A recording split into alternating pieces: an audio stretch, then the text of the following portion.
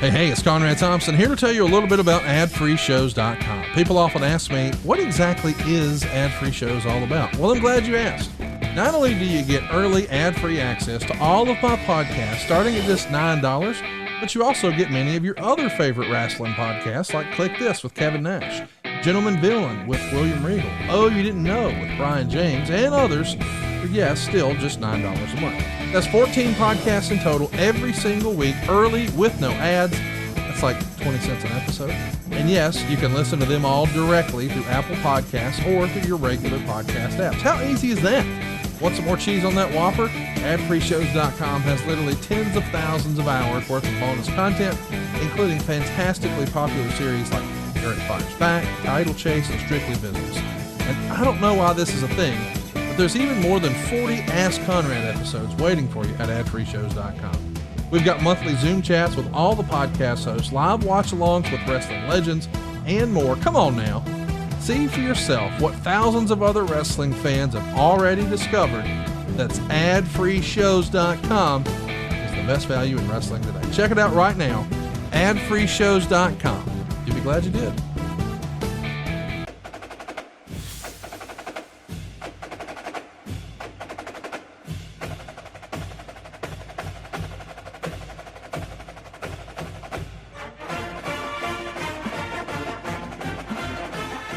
Hey, it's Conrad Thompson, and you're listening to Gilling JR with the voice of wrestling, Mr. Jim Ross. Jim, how are you, man? I'm good, buddy. I'm good. I'm not as good as you because you just had a big old nice breakfast cooked by your wife. Love that. Fantastic. I don't get that treatment anymore. Bless my heart. You know, I don't want to hear that because you've been invited to the house 182 times. She'd be glad to cook you breakfast. Yeah, I should take you up on it. I wish we lived just a little bit closer together. I agree, but one of these days, Mama's cornbread dressing is going to get you. Stop it, you bastard! You know my weaknesses. You know my weaknesses. Well, I might bring a girlfriend. Well, we would love that now. Yeah, because I actually have them. It's just a matter that I don't publicize it. I don't go online and talk about it. But nonetheless, you got to have somebody else, Con. You know, Conrad, how that shit goes, man. Getting married for you was the best thing that ever happened to you. Yes. Best decision I ever made. You have a friend, you know, you got somebody to talk to. I know it sounds stupid, or I'm now working for the Hallmark Card Company, but I believe that. So, but you know, it's just hard to, with my lifestyle, it's because you get this rhythm. Yes. Yeah. You either got to meet them. I don't go to bars. Right. So the bar thing is out. I'm not real trustworthy on the online dating. Right. So I'm damned if I am and damned if I'm not. So it'll work out. I met Jan on the airplane. She was a flight attendant sitting next to Nature Boy Ric Flair. You know that story. Oh yeah. I'm sure you've heard his version of it. Oh yeah. And so we met there and it lasted for 26 years. Fantastic. Or maybe more than that. So it was great, you know, and she was such a wonderful person. I was very, very lucky in that deal. That's why, guys, especially we have a lot of men that listen to our show, and we appreciate it, as you know, we both do. But, man, there's nothing more important than your relationship, your life, your internal life. So it's just, to me, it's just something you need to have. And so, but nonetheless, I still got the wrestling business. I got my family, obviously, which is wonderful. My daughter's a partner with me in the Black Hat Farms cannabis farm thing we're doing. How about that? Yeah, it's going to be good.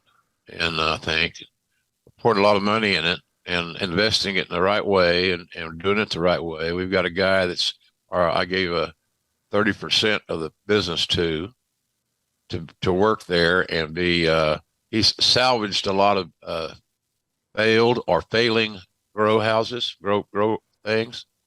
He's an attorney, so it always helps a little bit more. And so he's done a real good job working with us. Hell, we're bringing in dirt from Oregon, and wow, I mean, we're doing a lot of. We're doing it right. It's costly, but it'll be perfectly done in. I don't know if that's a word. It is now. But yeah, and so we got that going. So I'm excited about that project. It's still in the formative stages, but it's gonna exist. It's gonna happen. We're probably gonna have a dispensary in Tulsa, Wow. uh, little shop, where you can buy our products and other stuff. So we're looking forward to that. So it's kind of a fun thing to do with my daughter. She's had some health issues. God bless her. She went through a fucking divorce. This no nut husband she had. So at least that's my personal opinion. No, let's go with it. No nut husband. I'm with it. Co-signed. Never even met him, but I'm with you. My daughter married a man with no nuts. His nuts would fit in a thimble, as the rumor and innuendo I heard. I've heard that said someplace. Yeah. So anyway, that's really exciting to me, that whole thing. And my thought was, these kids are going to end up doing pretty well financially. My two daughters. I would think so. And I'm proud to be able to do that. But I wanted to do something while I was still alive that would let me participate, if nothing else, emotionally, in the development of this project. It's just really good. So we got good staff. We're doing it the right way. Everything's going to be grown indoors. You get about 3 crops a year that way, I think. So it should be fun. And there's so many products that are derivatives of your grow, your plants. And we're finding out every day that there are more reasonable and realistic ways to utilize the product. CBD is a huge deal. Oh yeah. And they're finding out this, you can help sleep and relax and all these things. It's not just about smoking a joint and driving down the street to the Sonic. Right. And getting a Route 44 Diet Cherry limeade.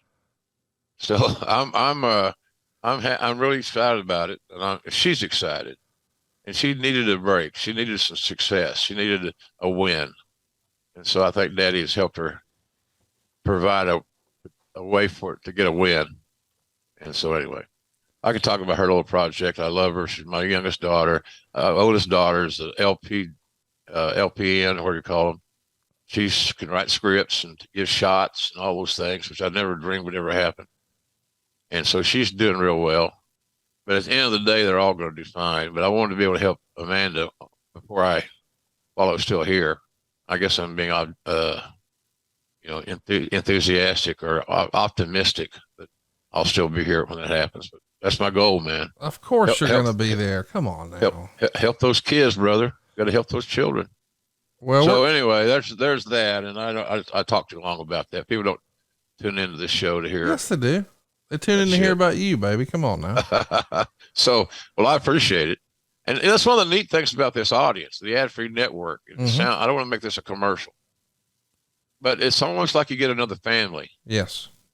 And I get, I know that a lot of these folks follow me on Twitter, which I appreciate. I run my Twitter account. Nobody else does that. I have somebody help me with Facebook and Instagram. I've never been on Instagram, but I do babysit the Twitter account. I can't answer them all. Right. I got almost 1.8 million followers, so I can't get to everybody. Right. But I do try to respond when I can or when it's timely or makes sense.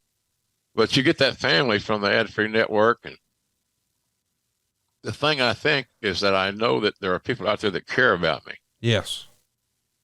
And they care about the projects that we're working on. And they have always been very supportive. And that is important to me right now at my stage of life.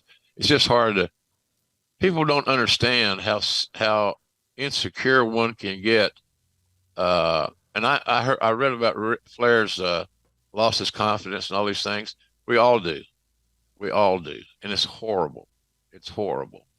Because you believe you set your work at a high standard, and anything less than that is like, oh, he's losing it. They need to replace JR.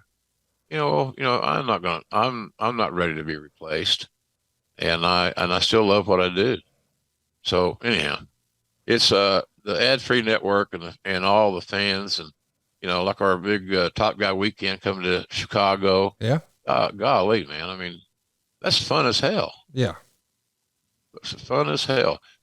So we're going to spend 3 days in Chicago. That's going to be, It's going to be great. One of the cool things about that, Conrad, is the fact that you're staying in the same hotel room like 4 nights. Yeah.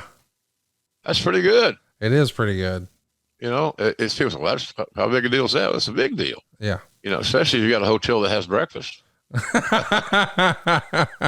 We've had some lately that have been questionable. So, I'm glad I'm there. It's going to be an interesting time for us.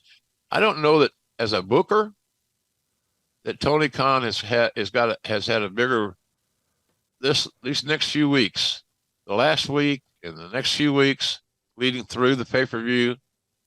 He's never had anything bigger challenging him than that. Because what do you do? What do you do? So I'm anxious to see what the Brain Trust comes up with as far as creative is concerned. And I have confidence they'll do well, but they have a lot of options. They have a lot of ways to go. Do you reincorporate MJF? What do you do with Punk and Moxley? How long are they going to be ripe on the vine? All these things. And most bookers would probably embrace everything I just said. Yeah. Because it gives us so many different ways to go. And, hell, I didn't even know that Punk had an issue with our cowboy. Hangman Adam Page. Hangman, that part of that interview the other day was like, what? Did I miss something in the production meeting? Of course, we don't go over the promos in a production meeting, which is good. And nobody writes Punk. Nobody writes anybody's promo. You just go do it. What's interesting to me, Jim, is, and obviously I'm not there, I'm on the outside looking in, but people spoke about, this quote unquote controversy in such a way where it was like, I don't know, kind of a head scratcher for me. Like, guys, is this really new? Like, there's been personality conflicts in not just wrestling, but every business since the beginning of time. Hell, my business right now has some personality conflicts. So-and-so don't like so-and-so. So what? See you tomorrow. It just feels a little of this is like a non-story to me, kind of. Yeah, I'm with you. I think we're overreacting, and it's all I believe, and I'm not blaming anybody. I just think it's just the lay of the land is that when you have, the social media business has affected this whole matter we're discussing. Yeah. Immensely. Mm-hmm. Immensely. It's there. It's handy. It's easy. It's immediate. And if one guy sends out a tweet, which are always usually negative. God damn, I'd love to read something where someone says, thought you did a good job on Wednesday night. Keep up the good work, or something along those lines, I'm being facetious somewhat. That'd be better than how bad something sucked. Yeah. And then you get one favorite or one retweet out of that, and all of a sudden it becomes significant news. Yes. And, then I've gone on there and looked at people that have blasted my ass, which is fine. That's their prerogative, like I said. And they got 100 followers. They're not even hardly on the radar. But we take their opinion, maybe we should. I don't know. Maybe we should, but they have nobody there that's going to, nobody says nothing, and I'm not going to get too harp on it, but I've said more about it today than I've said in years, seems like. Just mute the motherfuckers, JR. Nobody cares. Yeah. You're Jim Ross. When you mute them, what does that do? It means, they can still see your stuff, but you can't see their stuff. Cause you don't, a friend of mine says, I don't have any room for my carry-on for negativity. I don't know who that guy was. He was a wise old bastard. Well, let's mute them assholes and carry on with our life. Let's go. Yeah. But by the way, as we do that, we're going to do it with a grin on our face because we've been to jrsbbq.com. I don't know if you guys are aware, but it's grilling season, baby. And they got something for everybody over there. Multiple sauces. My favorite is the all-purpose seasoning. We still use it on a nearly daily basis at my house here. I love you. Can't recommend it enough. It goes great on everything, not just your your chicken or your steak or whatever, your pork. Megan puts it on eggs because it's awesome. Go check it out. Girl. JR'sBBQ.com. Yeah, she makes great decisions. And even she knows you can get a good deal over at JR'sBBQ.com. And listen, I understand a lot of times people make their first order and they think it's a novelty and it's something to put on the shelf. Hey, do that too, but order 2 bottles. You're going to want to use one and you're going to be in a reorder circumstance because you're going to love it. I know I do. It's JR'sBBQ.com. Yeah. Thanks, Connie. It's good stuff. It's, I went to the Steelers game the other night with Jacksonville here in Jacks. And, of course I was thinking about Jan because she was the biggest Steeler mark in the world. Yep. And, Britt Baker was there. She's another major Steelers mark. But I was just thinking how much fun Jan would have with all these young talents, including Britt, who's young, but still a Steeler fan and a female. How much fun Jan would have here in this suite attending this game. She'd been in Steeler heaven. I think of those times more. I think of a lot of stuff right now. So, but it's all good, man. I'm with you. Let's just mute the son of a bitches and move on and let them say what they want. Yeah. Express their First Amendment rights and all that good shit. And try to have a good day. Just try to, like Mick Foley here. Try to have a good day. By the way, Mick's podcast on your network is good. Thanks, man. I appreciate it. He's having a lot of fun. Foley is Pod is the name of it. And tomorrow you're going to have an episode where we talk about Vengeance 2007, which unfortunately is also going to include some talk about the dreaded Benoit topic, the silly Vince McMahon blowing himself up in a limo piece of business, and a pretty brutal kick from Booker T that had Mick Foley hurting for certain in an interesting 5-way main event, Vengeance 2007. So stay tuned for that tomorrow. But today, our topic is maybe one of the biggest, most important SummerSlams in history. And I don't think people talk about it nearly enough. Well, here we are though, the 20-year anniversary of SummerSlam 2002, a highly regarded show at the time. And now today it still holds up. The 2 main things, of course, are the return of Shawn Michaels. He left after WrestleMania 14 in 1998. Here he is more than 4 years later, arguably the greatest wrestler of all time. And he's not sure if he still has it. He's going to find out in a pretty incredible matchup with Triple H. And then of course we've got Brock Lesnar and The Rock for the world title. Now, of course, The Rock is going to go off and become the world's biggest movie star. Brock is about to become the youngest world heavyweight champion in WWE history. Lots of fun stuff. I mean, 2002, I don't think creatively is remembered for being a high point, but this is such a special SummerSlam. It's got to be near the top, Jim. Yeah, it's hard to find one that meant more, and on several fronts. You mentioned Shawn Michaels coming back. I had kind of helped babysit that deal for 3 or 4 years, what the hell it was. He was on my budget. I mean, he was still somebody that I dealt with as head of talent relations. You don't lose touch with your talent. And silence is not golden in wrestling. Yeah. You have to communicate. And not returning a guy's call promptly, things of that nature, little things that may seem insignificant are not to a talent. So I was looking forward to that so much. I told him, I said, I just want to get you back, and just because he had become very, very religious. He'd had a whole new awakening. He had a different outlook. He spoke differently. He acted differently. I said, I could use you in the locker room. Young guys are going to listen to you. Yeah. Because they will readily admit that you're either the best or 1A at worst next to Nate. I'm still in Nate's kind of.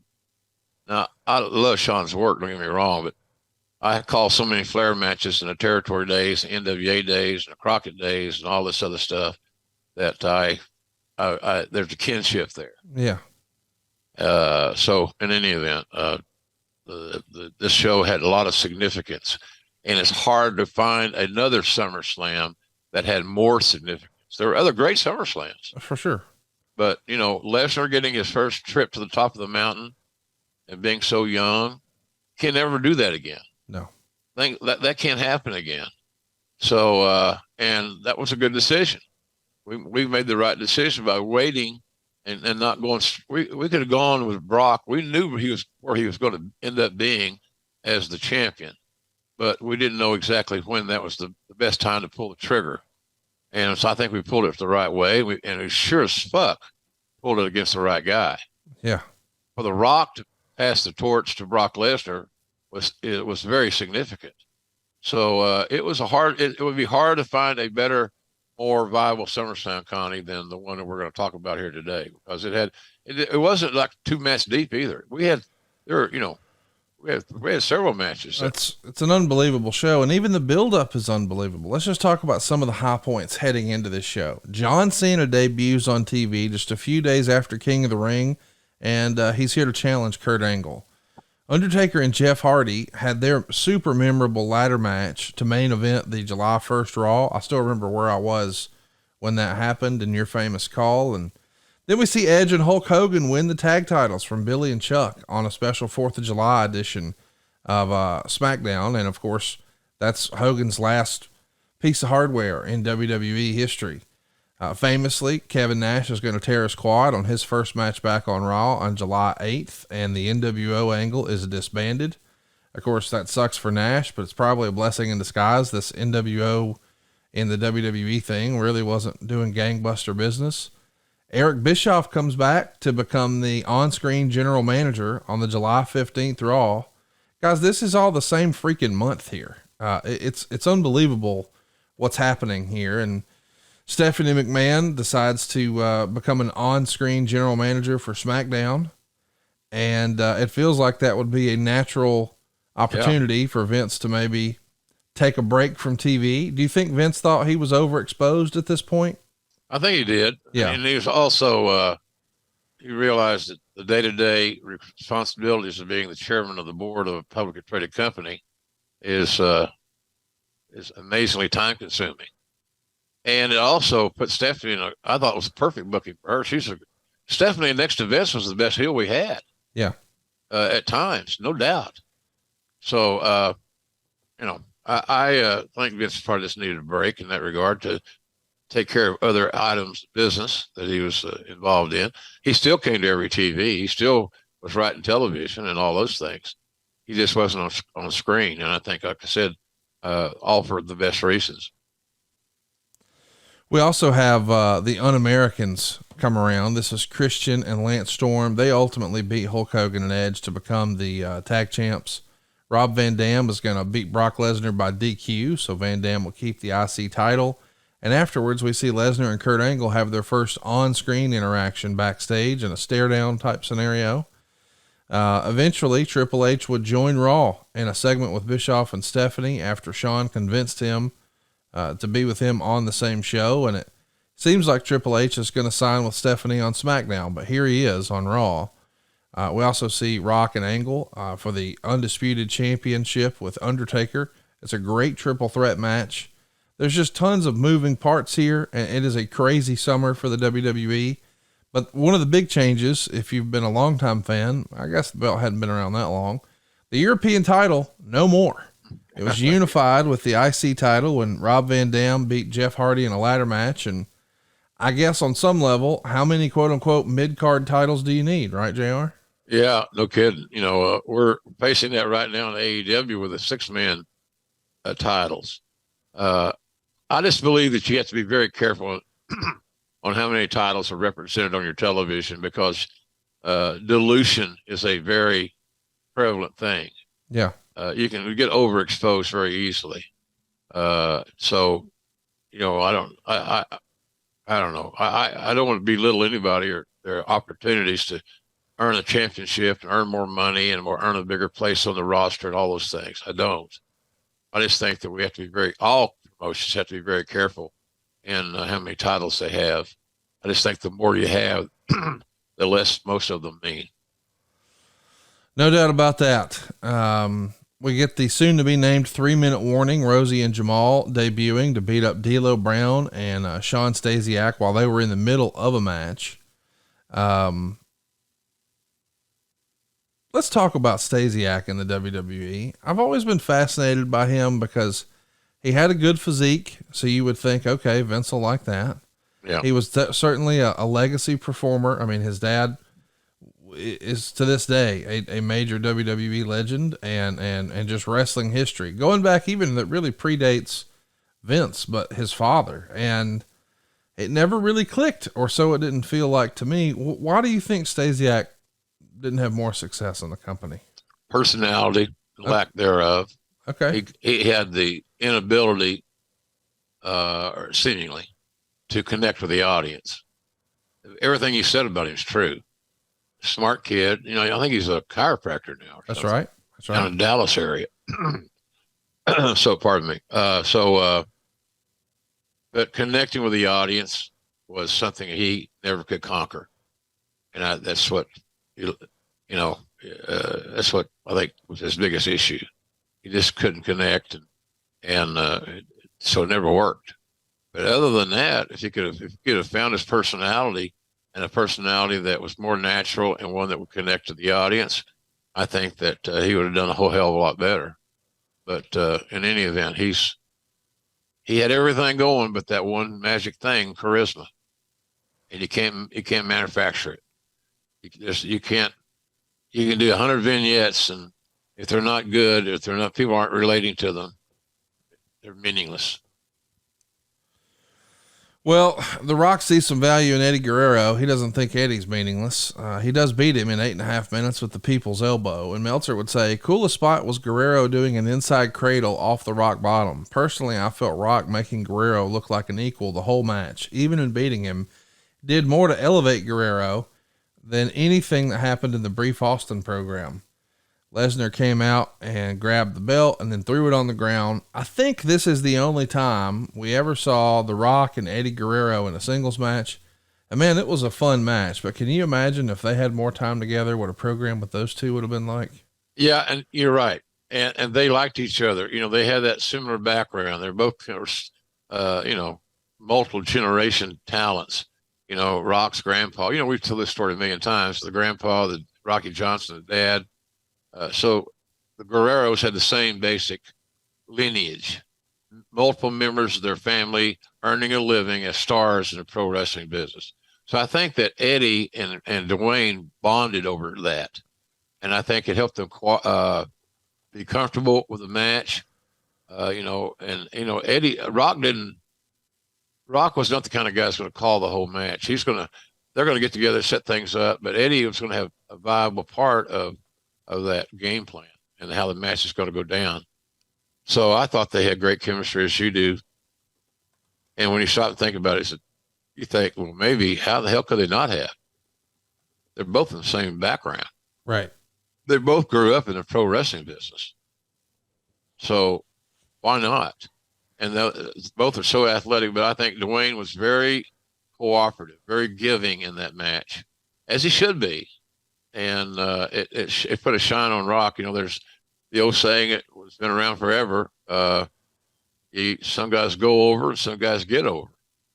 Well, Rock went over and Eddie got over, in my opinion. I was really proud of both those guys. We also see the television debut of Rey Mysterio. He's going to debut on TV, beating Chavo Guerrero on SmackDown.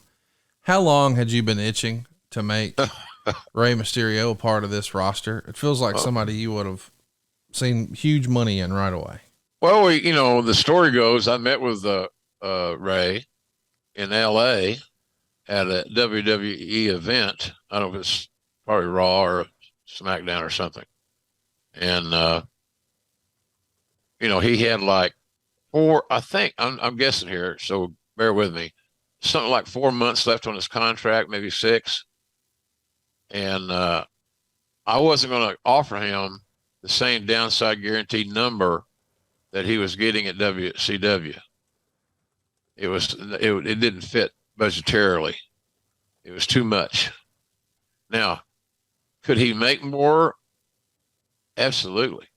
He can earn more. And that's kind of what we discussed. So my pitch was, why don't you stay home for these, whatever the months, 4 months, 6 months, whatever it is, be with your family, get over some of your bumps and bruises, be a dad, and stay in shape. And then when your contract with WCW ends and that money stops coming in, I'll hire you. And I said, but I'm going to tell you, you're not going to get the same downside guarantee. But if you sign it, if you can stay healthy, you're going to make a whole hell of a lot more money than that. And it was hard. I think it's hard for talents to believe that pitch, that, I'm going to sign you for X, but you're going to make 2X. Chris Jericho was the same way. I signed Chris Jericho for a fraction of what he was earning at WCW, and all of a sudden he's blowing it away, Conrad. He's making, 2 or 3 times his downside guarantee. Right. Then a year later, he's in the 7-figure range. So if you stay healthy and you get over and you work your ass off, you can make a lot of money. And there's nothing wrong with that concept. Well, it shouldn't be that stringent. What? Just go out and do your thing, and we'll pay you fairly, and you'll make a lot of money. So that's kind of what I told Ray, and so it had been a long time coming, I guess is a short answer to that question. I was very anxious, and I had a hard time getting him. Vince was not sold on it. He wanted to rename it. I think Ray was one of the top contenders for the title of Mighty Mouse or something. Yeah. Vince wanted a small superstar that could overcome all the odds. And his analogy was the old cartoon character Mighty Mouse. Yeah. Because Mighty Mouse is little, but somehow he was powerful and he overcame the odds, et cetera, et cetera. So that was my in to get Vince interested in Ray, even though we all knew, and the talents all knew, he was a fantastic worker. So that was kind of how that worked out. But I was very excited to finally, we're done. Contracts are done. Ray's healthy. He's ready to roll. So let's go roll. And that's what we did. And look, Ray's still being booked. He's still being booked. Yeah, it's working out. So some of those assets that I signed are still being used. Yes. How about Edge? He's still being used. Yeah. So, but I was excited about that, Connie. A long answer, but I had a strong emotional investment in Ray and how we finally got the deal done and all that. So I was excited for that night, and I knew he wasn't going to let us down. He didn't let you down, and neither did The Rock in Greensboro on July 29th. Him and Ric Flair, for the first time, maybe the only time ever, in a singles match. And I'm sure, being an old school student of the game the way The Rock is, to wrestle Ric Flair in Greensboro, pretty doggone big deal. Yeah, absolutely. There's history there. There's the legacy of Flair's outings in Greensboro. When I booked that card and I booked that match, I was thinking Mid-Atlantic and the Flair legacy in Greensboro and all the success that had been enjoyed there by him. And I knew Rock was, it's funny. He was always one that he favored nostalgia. Right. He really did. He had a great faith and a great love for the business in general. And he loved the nostalgia. When an old timer would come to the TV in their area, you'd always see Rock make a point to talk to, old timers, Jackie Fargo in Memphis or something like along those lines. He was the first guy to make his way to the coffee and get a cup of coffee and say hello to our visitor and talk, have a conversation. So it was kind of cool. I don't know how we did that night. Our business is up and down, but I thought it was a decent booking, and to me, it made sense. So, and apparently the talents liked it because they had a hell of a match, I'm told. One of the things that jumps off the page to me is knowing this is probably, I think a lot of people think, hey, it might be now or never with The Rock. If he's really leaving to make movies, let's try to put some of these dream matches under our belt, or just, let him have some fun on the way out. So guys like Eddie Guerrero and Ric Flair, maybe we would have saved, especially the Ric Flair piece. I could have seen that being some one-off pay-per-view somewhere, and they don't do that. They're letting him sort of have his fun here Or is it more a feeling of, hey, if we don't do it now, we might not ever get to, do you think? I think more of the former. I think we always had the belief, Conrad, that we would never lose Rock forever. Right. He would always be, not, and maybe always is not a good one, but he would more often than not be available to us in the right circumstance and right situation. So I don't know that that was kind of the general thought to me was, well, he'll be available to do some things. We just may have to pick our spots and do better planning. And that's kind of what we did. And he's another guy. Look, he's the last guy in the world, Conrad, that needs to be wrestling. Come on, let's be honest about it. For real. How much more money can you make? Yeah, he's got enough. Yeah, and the other aspect, you're right. And the other aspect of that is that, what you got to lose? Every lot. What if he tears a pec or blows out a quad or gets a concussion or things like that? Because that can happen. They're very viable and likely to happen at some point in time. I love the guy. I signed him. I think I like the world of him. But I don't know that if he asked me, so do you think I should be wrestling? I'd probably say no. And I know that don't sound great with the fans. Oh, we want Rock one more time. I do too, but I don't want him to risk his day job. Yeah. Over a wrestling payday. His day job pays a little bit better. Yeah. And the day job, the other deal is that the wrestling aspect of this deal is that he has so much to lose if things went wrong. Yes. And one of the things I used to do managing, and I don't know if it's the right way to manage or not, but when you've got 100 plus testosterone riddled men that need management, you gotta figure out, how to communicate with all of them. And the last thing I want to do is to get involved in a situation where, we got Rock hurt or he got hurt. Yeah. So I just think I never believed that he was going to be gone forever, Connie. And quite frankly, after that, he did have some nice returns. Yeah. That all drew. So we just didn't have him on weekly television.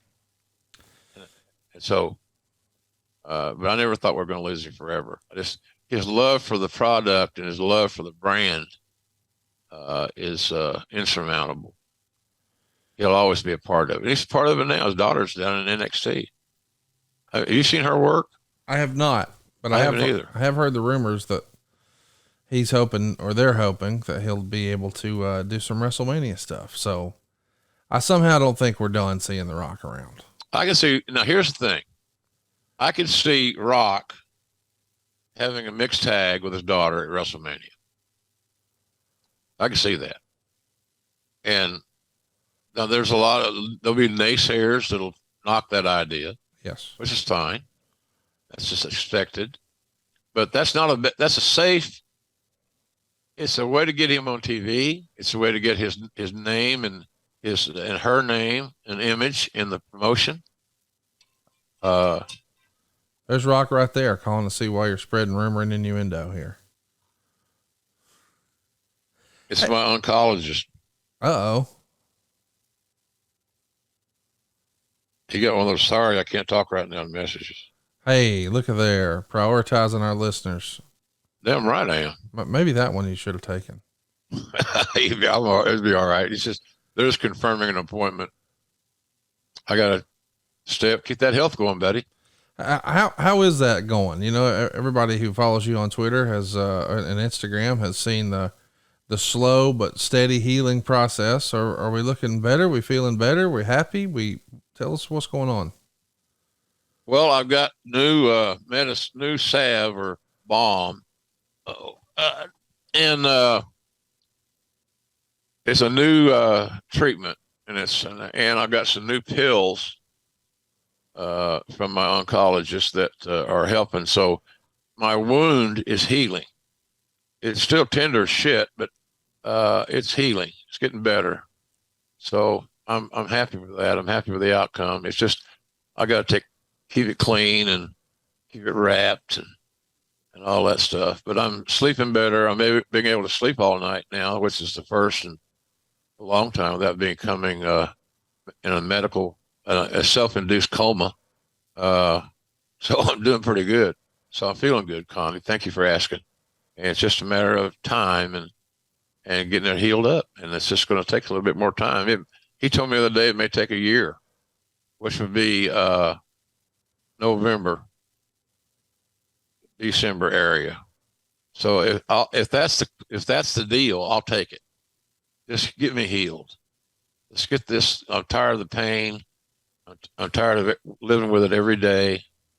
You know, that's one of the great things about doing AEW TV is the fact that I can at least get my mind on that. Yeah. When we go do TV, and I love that because it takes my mind off all my issues, and I can just have fun. But it's doing better. It's doing better, and I'm traveling is still tough. You know, I'm sold now on compression socks. You ever try compression socks, Connie? No, but I've heard you brag about them on social. Yeah, and here's the deal on Facebook. They got up to 5X size. I use a 3X because my calves are fat. So I'm living on those compression socks, and I will tell you, if you haven't tried them, it's a thought you should consider. Makes a difference for travel, huh? Oh shit, yeah, absolutely. It helps me a bunch, and I think anybody that uses them would probably tell you the same thing.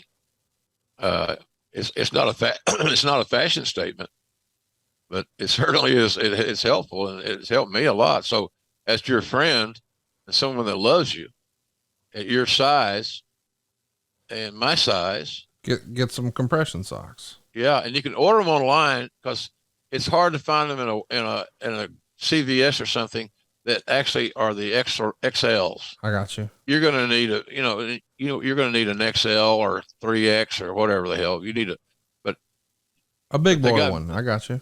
They got big ones. Yeah, they got big old good ones. And so my buddy said about women, and it's one of their personal little things. There's big old good ones and good old big ones. So there you are. More wisdom for the camp in Shea Arlen. More wisdom. But speaking of wisdom, let's drop a little bit right now. Chili Sleep is another sponsor that we love bragging about on this program. I got to tell you, that's good stuff, man. Slept better than ever last night. It's because of the Chili Sleep, man. Yes, I've got a good mattress. Yes, I've got a good pillow. But man, I used to fuss and fight with both of them, trying to keep my temperature regulated. And I like to sleep in a cold room. And I knew I slept better with a ceiling fan on, and I knew all that all my life. But what I didn't know I needed was like a smart thermostat for my bed. I've got it now thanks to Chili Sleep. Chili Sleep makes customizable, climate-controlled sleep solutions that help you improve your entire well-being. As a friend of ours would say, no fooling, I feel better than ever, and it's because I'm getting the right kind of sleep. Here's how I know. Before Chili Sleep, I didn't have dreams. I don't mean figuratively. Wow. I mean literally. Now I have bright, vivid, colorful dreams. Tells me I'm getting the best possible type of sleep. Chili Sleep makes the Uller, which I have, and they've also got the Cube sleep system. Either way, it's a hydro-powered, temperature-controlled mattress topper. So it fits over your existing mattress, but gives you your ideal sleep temperature. Now, Megan and I have the Mac Daddy one with two sides. I have a different temperature that I like to sleep at than she does. She wants to get into a warm bed, but then cool her off so she doesn't get all hot and sweaty, but then warm her up to wake her up. It's all automated on her side. I like to get in a cold bed and stay cold all night and just wake up when I want to. And it's all possible thanks to Chili Sleep, even on the same mattress. These luxury mattress pads keep your bed at the perfect temperature for deep sleep, whether you sleep hot or cold. Chili Sleep is designed to help you fall asleep, stay asleep, and give you the confidence and energy to power through your day. Here's what I mean. Imagine waking up and not feeling tired. Chili Sleep has done that for me. They can do it for you too. Head over to chilisleep.com/JR to learn more and save 30% off the purchase. Yeah, that's the deal right there, Connie. 30%. Come on. That's a hell of a discount, and this product works. And when you got guys like Conrad, who you trust, or you should, telling you about the advantages of having Chili Sleep, you're going to understand that this whole promotion is awesome. 30% off, and that's clicking it. That's all you got to do. That's exactly right. Go click it. ChiliSleep.com/JR. It's 30% off the purchase of any new Cube or Uller sleep system. Now, this offer is available exclusively for Grilling JR listeners. It's only for a limited time. And as a friend of ours likes to say, it costs nothing to look. That's Chili, No. CHILI, sleep.com/JR. Take advantage of our exclusive discount. And most importantly, wake up feeling refreshed every day. That's ChiliSleep.com/JR. Save 30%. I mean, why wouldn't you do that? You know what I mean? I don't know. People just got to believe that the message that we're selling or we're hyping works. So that's what it comes down to, folks. And you're like, well, if this worked, that'd be a hell of a deal. It does work, and you will sleep better. And that's the bottom line, as somebody else would say. Yes. It just makes sense. So I hope you get a shot, folks. Like Connie said, it don't cost nothing to look. Research it, go online, and then you'll end up saving 30%. ChiliSleep.com/JR. Woo Wings, a virtual restaurant concept from the man himself, the Nature Boy, Ric Flair. Enjoy the legendary flavors and world championship wings by ordering with your Uber Eats or Postmates app.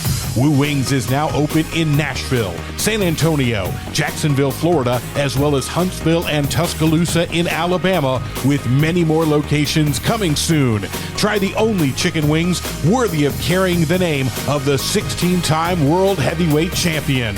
Tell him, Nate. Wings! Legendary flavors! World Championship wings! Woo! Woo wings! Yeah! Woo woo! Benoit's going to defeat RVD for the IC title. And then I'll be darned, they're doing something big with this 3-minute warning outfit. Rosie and Jamal show up to beat up Moolah and Mae Young. So you got two 80-year-old women here getting beat up. These ladies were up for everything. You want them to take a guitar? No problem. You want Bubba Ray to take them off the top with a table? No problem. How about Rosie and Jamal just come kick the shit out of them? Sounds good. Unbelievable what these ladies were going through every week. Yeah, they were superhuman, quite frankly, especially Mae. That you couldn't get aggressive and physical enough to suit Mae. Mae Young was just, we're doing this movie of Millie about Mildred Burke, and the final draft's in, and we got financing, and we're going to probably shoot it in Savannah. About her life, and it's based on the book Queen of the Ring by Jeff Leen, Leen, if you want to read a great wrestling book. But she was always been that way. Mae, if Mae could have wrestled only men, she'd have been ecstatic because they were stiffer and more firm, all that stuff. But boy, Mae was up for anything, no matter what it was, giving birth to Mark Henry's hand, or what was that? Was it his hand? Yeah, he had her, she had his hand baby. So that's that. But it was a segment of television that some folks found entertaining. Some folks went and made a sandwich. The bottom line is that Mae and Moolah were great team players. Shawn Michaels is going to be shown here in the parking lot. He's been beaten to a bloody pulp, and there's an assumption that he's been beaten up by a mystery assailant. And we see Triple H trying to show some sympathy to, I guess, make us believe it's someone else. There's some brand switching going on here. Jericho's going to move over to Raw and attack Flair following his loss to The Rock. He's also going to be joined by the Un-Americans trio and moving over. They're bringing the tag titles with them. Then on SmackDown, Chris Benoit and Eddie Guerrero are moved over, with Benoit bringing the IC title with him. So this is really the first time we saw a lot of moving back and forth with the brand split. And it's not even an old idea at this point. And we're already not able to really stick to the initial concept. Right. Yeah. When did you realize this brand split was A, not going to work, or B, just be a straight up bust? Well, during this whole time, we started moving around and the writers are leveraged we need this guy. If I had this guy, I could do this and all these things. And, and if it sounded like a good idea, then Vince would go along with it. I just thought we were jumping the gun a little bit on changing these things. It's hard to, where's the Intercontinental title? Well, hold on. That's Benoit's the Intercontinental Champion. Yeah, I think is he on SmackDown now?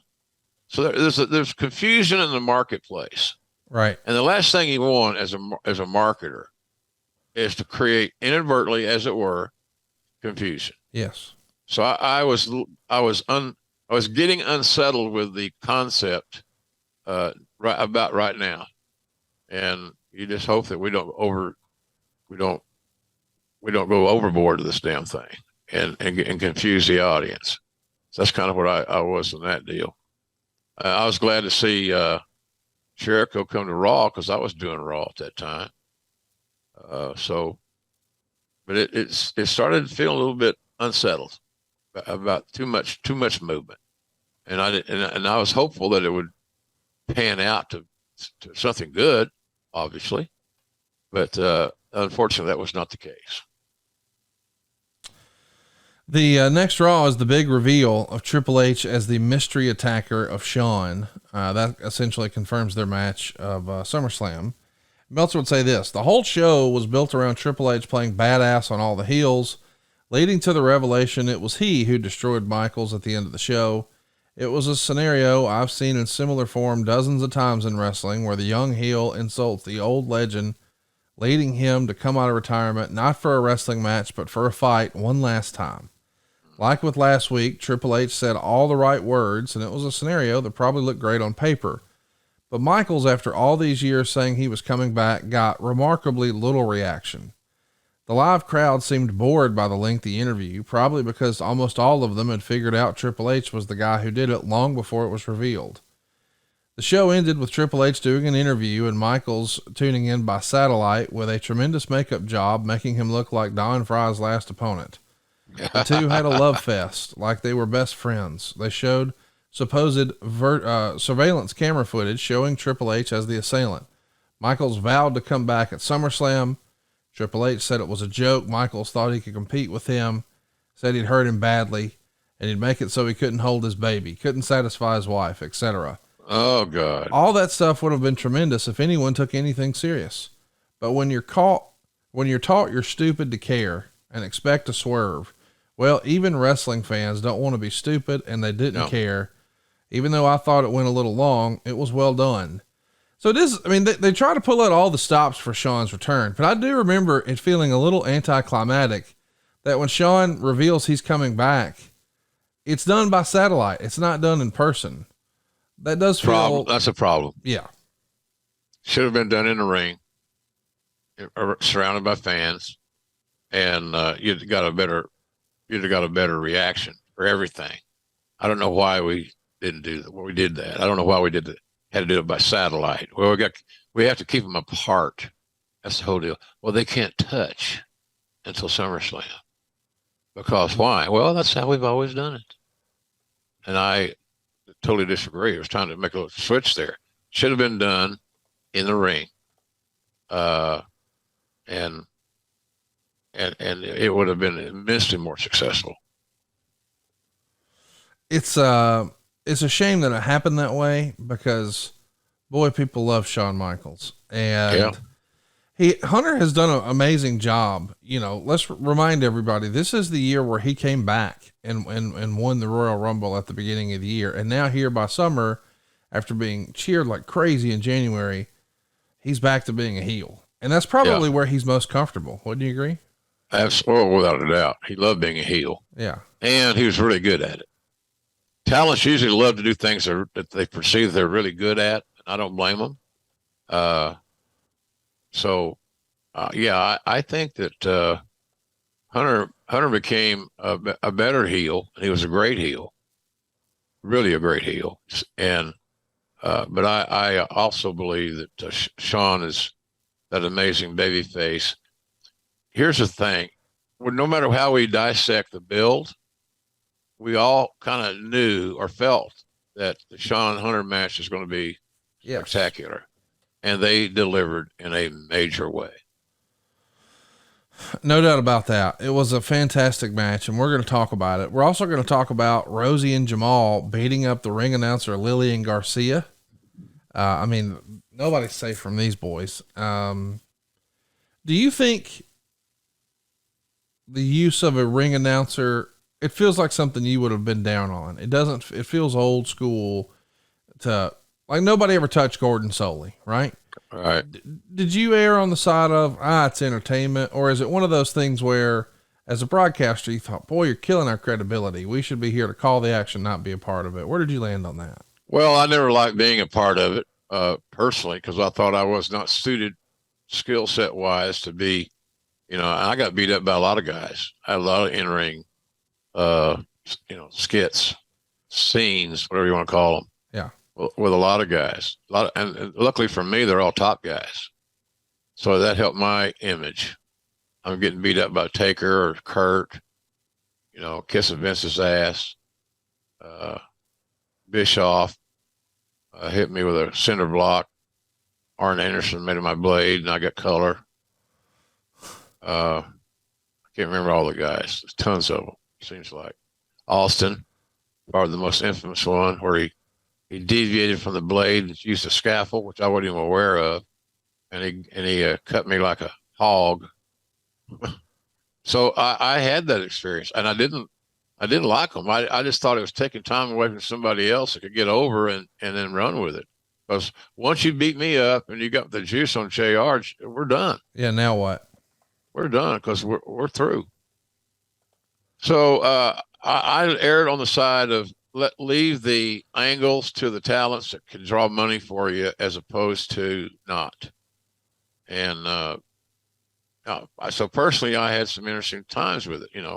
The thing with Jack Swagger and Michael Cole and all that, Lawler and I. Then I had a tag match in Oklahoma City one time with Lawler against Regal and Lance Storm. So I had a lot of experience in this area that you're talking about right now. I just believe that I was better off to stand in my lane, and I believe this holds true. The thing with Lillian, you got to be careful what you do there, because she's not trained to take bumps, right, or get involved in physicality, and it's very easy to think that, well, this is easy, anybody can do it. Well, no, they can't. No, incorrect. So I'd err on my ridiculously long answer is I'd probably keep everybody in their lane. Yeah. And if it worked out and it's a one-off here, there, or yon, maybe. Other than that, stay away from it. On the next SmackDown, Hulk Hogan is put out of WWE and left a bloody mess at the hands of Brock Lesnar.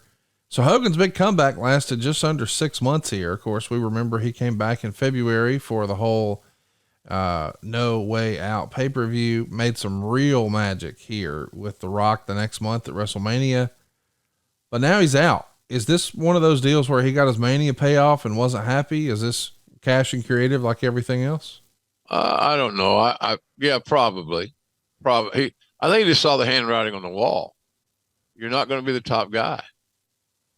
And, but we gave him, he had a good period of time there earlier in that year, especially at the WrestleMania 18 in Toronto with Rock. Where do you go from there? Right. I think that's kind of where we were. Where do we go from here now? And I think the general consensus was that we had gotten all the productivity from this old veteran that had horrible back issues, health issues. Maybe we got all the juice out of the vine. I don't know, but I think that was what the idea was, that we'd come to an end. And I think Hogan was smart enough to realize you're not going to be in all the main events. You might not be in any of the main events, because we're going to go young, and we're going to go with Brock Lesnar. Good decision in my view. One of the other things that was rumored at the time was that he being Hulk Hogan, pronouns pal. Come on, pronoun boy. Had been promoted in Australia. And, this is the first time he would have been there for the WWE, or I guess WWE's first show in Australia in like 16 years. And then he asked to be pulled out. He didn't think he could handle the 2 long flights over and wanted to be home on his birthday. And I don't know if that was just, one of those creature comfort things, cash creative, whatever it is. He disappointed some folks, and I guess that's the end of him in WWE. Pretty much. Yeah. The commitment the booking was significant in the sense that of the time frame that you mentioned, Conrad. So he should have kept his booking. If he agreed to go and he was advertised, it's a no-brainer. And we're sorry you're missing your birthday. Yeah. We'll buy you a great big old cake and you'll have it when you get home.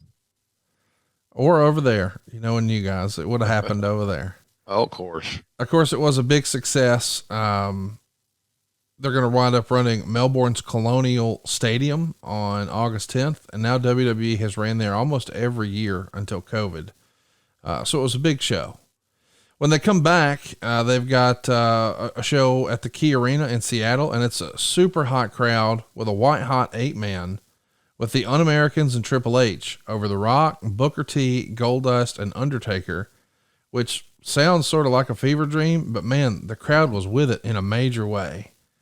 And Taker doesn't lose a lot here. I mean, he does very, very few jobs, but it happens here. And it's kind of cool to see Test kick Undertaker in the face as he's getting ready to powerbomb Storm, and then Test pins him to set up their match, and the crowd's just going bananas. Undertaker doesn't lose a lot, and, take a shot at trying to get a new guy over like Test. Although he's not new, they're trying to move him up the card here. Mm-hmm. This shows you once again, the Undertaker, man, he's all business, all team, do the right thing. What could we do if we had any faith at all? And we did. It waned at times, obviously, for obvious reasons, Test. But having him get a win or pin the Undertaker in that tag, what could you have done any better or more significant to move Test up the ladder, to get his perception more positive? But that's just Taker. A lot of those things, this is going to be, what we just said is going to be a surprise to a lot of fans listening. Because a lot of people weren't aware that Taker dropped a fall in Australia. It didn't sound like a big issue, but it was a big issue at that time. And especially a big issue for Test. We just never got to the finish line with Test, and his drug and alcohol use didn't do him any favors. What could have been, man. Lesnar is going to appear with Heyman as fans in the audience for an opening angle where Lesnar distracts Rock and Triple H lays him out with a pedigree. They try to get the fans to chant Howard the Coward. He's playing a heel ring announcer to set up a probable confrontation with Lillian Garcia. Dreamer is going to get an ECW chant where he's doing his old character in a hardcore title match with Richards. And Meltzer is sort of freestyling what could have been. Quote, "It's amazing how a character that hasn't been used in 18 months and put on a character who was just totally dead not that many weeks ago can get over like that. Just goes to show you how badly they botched up a potential of an ECW as a group within WWE last year." I mean, Dreamer did get these big reactions. Do you think there was a missed opportunity with Dreamer? Yeah, I think so. Yeah. Well, I don't know about Dreamer. Could have been.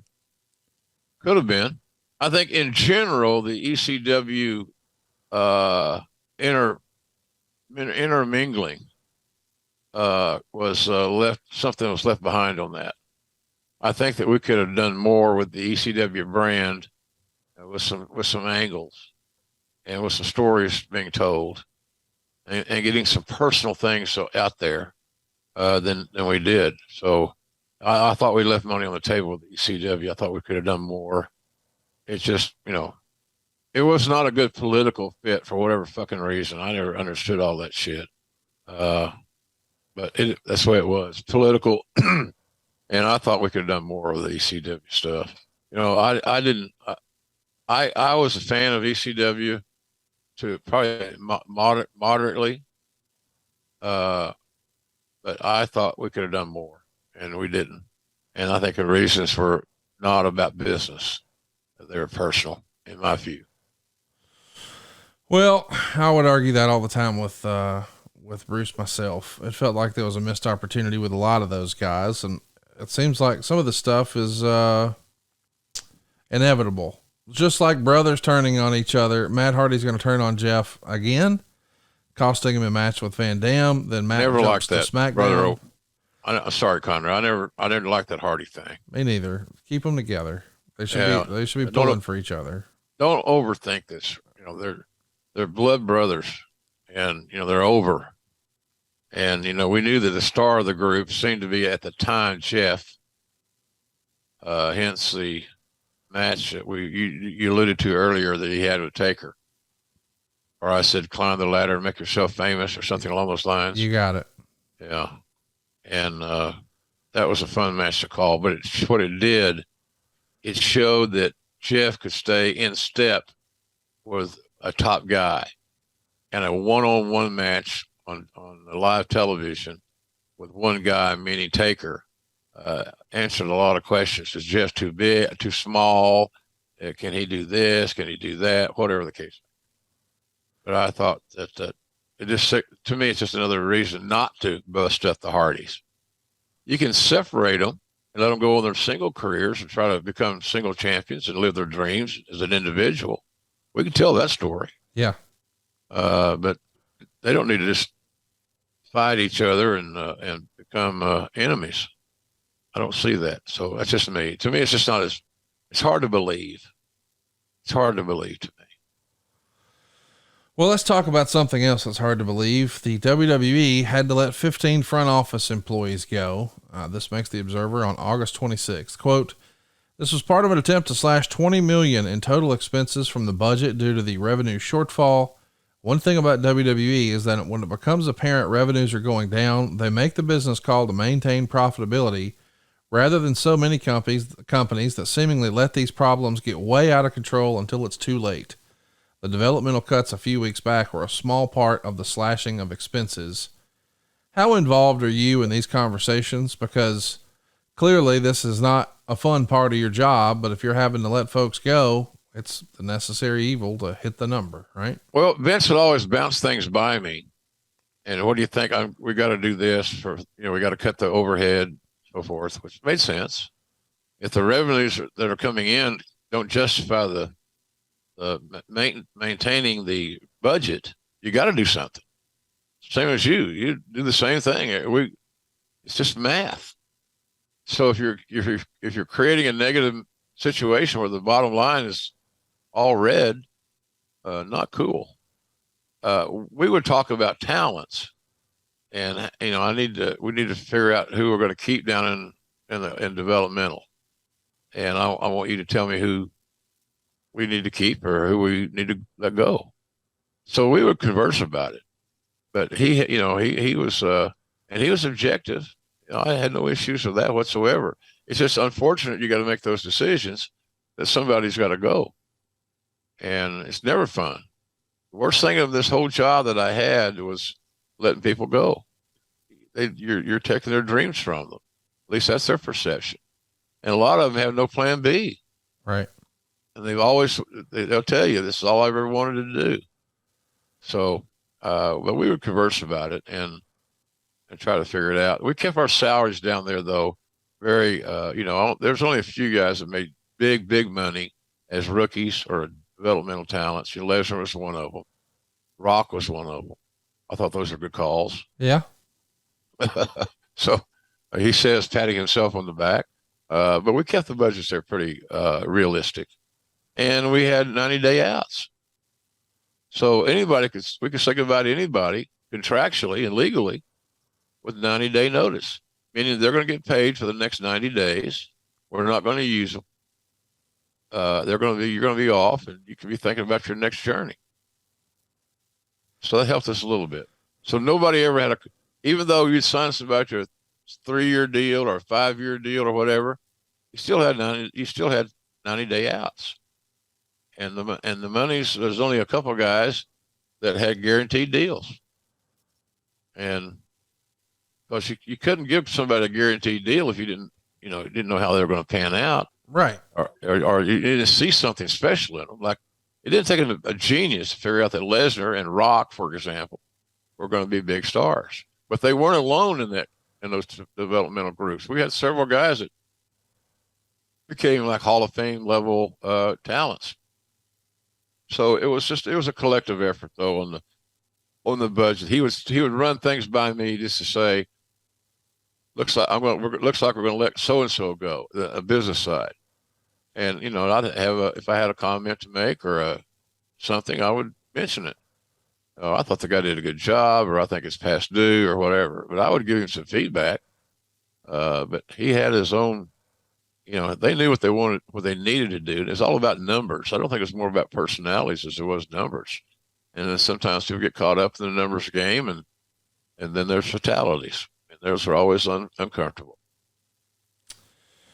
Well, Bischoff has decided to decide the hardcore title concept is uncomfortable, especially this 24/7 rule.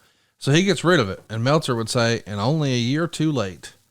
So he orders a 6-minute battle royal type match with a bunch of ex-champions, and whoever has it at the end is the champ, and they would defend it in regular singles matches. Quote, I guess this means there won't be another 166 hardcore title changes over the rest of the year. So I think everybody kind of agreed, all right, that was fun, but let's move on. Yeah. Was the hardcore title ever, the 24/7 rule, ever interesting to you, or did you just appreciate it for what it was? It's a fun filler segment.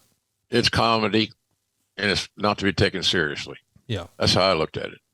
So I could, if it stayed, fine. If it left, maybe a little better.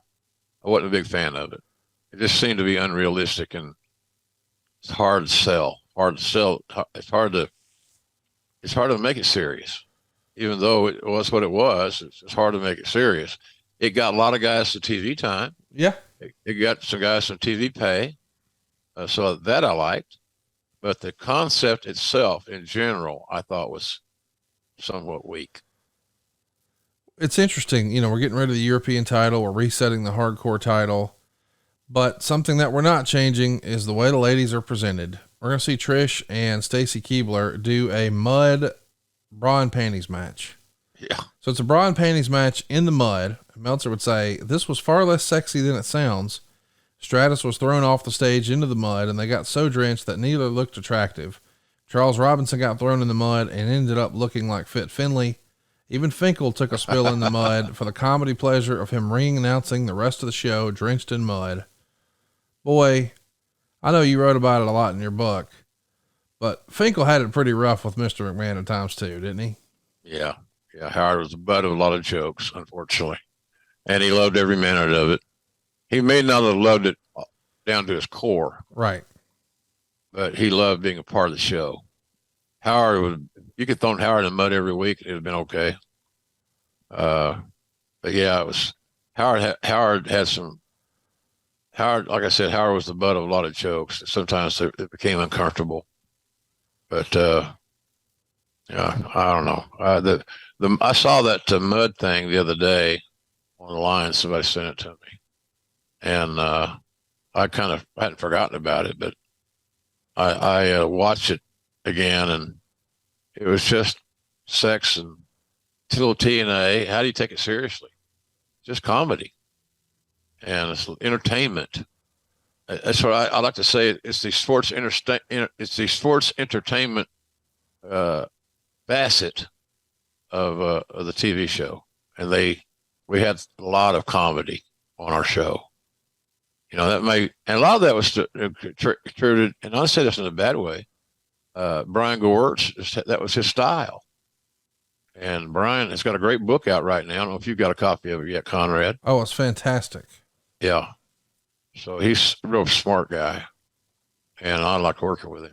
He was good. We didn't always agree, obviously, but so what? But we got along well. I'm happy for his success, and he's done really well working with Brock. So I'm proud of Brian, and he's got so if you got a chance to check out his book, what's the name of that damn thing? There's only one problem, or there's just one problem. But I think everybody should go read it. Like I really love your book, and I think it's probably one of, if not the best book in wrestling history. And I put it right up there with Mick Foley's first book and Bret Hart's book. And I think now we can round out our Mount Rushmore of wrestling books. There's just one problem from Brian Gewirtz. It's Gewritz. I have to make sure I spell it because Bruce and I have intentionally mispronounced it so many times trying to make fun of Michael Hayes on our podcast that I have to think about it a little bit. But Brian's new book is unanimously well received. There's at least 3 laugh out loud moments where Megan asked me when I was reading it this past week at the beach, what is wrong with you? I laughed so hard at one of the stories. I won't spoil it here. I snorted. Fantastic. Got a snorter out of you. There's just one problem. Go check it out. I think you'll love it. Yeah. You're a wrestling fan. You'll love it. It's from the most unique perspective, Conrad. Yes. That you could, he was there and he was writing this stuff. Yes. And he became the confidant of The Rock to where that relationship has grown into a full-time living. And Brian did a lot of great things on Young Rock. He stayed there and he lived there in Australia for quite some time, speaking of Australia. And so the book is this. It's authentic and it's funny. And it's not trying to reinvent the business. It's not that. It's just he's telling you stories that actually have happened and how he came up with the ideas, how he sold it to the talent, all those things. So I'm with you. I highly encourage fans to check Brian's book out. It's really, really good. And I can tell you, didn't you have an interview with him? We did. Yeah. We did it last week on 83 Weeks. Go check it out. Not 3 days ago show, but 10 days ago show. At the end, we had audio and video of Brian and I having a near 2-hour conversation. Really, really good stuff. Can't recommend it enough. And I wish I could say the same on this go home episode of Raw before we saw SummerSlam. It was just sort of okay. It feels like we're trying to get to a fever pitch, but there's some stuff that maybe doesn't make sense. Jericho's going to come out as a heel. He's going to be working with Flair and cut a promo on Triple H, who buries him again by laughing at everything he said, but not laughing in a good way, according to Dave Meltzer. And it is interesting to see one heel sort of mocking another heel. You would think they would be on the same side. Either way, Flair comes out, puts Jericho in a garbage can. Undertaker's going to be here doing some stuff with the Un-Americans, maybe not selling as well as Meltzer thought maybe he should.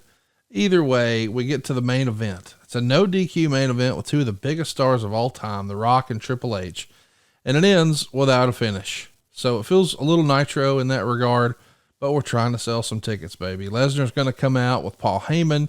Eventually Shawn Michaels runs in, and when it's all said and done with a crazy, Pier 6 brawl, Meltzer says, luckily, Michael's back seemed to be hurting already, and then he tried a running dive over the top, but he didn't clear the top rope. Luckily, he wasn't hurt on this, and he and Triple H brawled to a wild ending. I've got little doubt Michaels will have a really good match, but I hope he doesn't hurt his back in the process.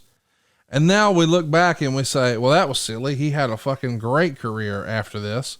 But going into this, folks didn't really know what to expect. And he is a beloved figure in WWE history, not just with fans, but in the front office.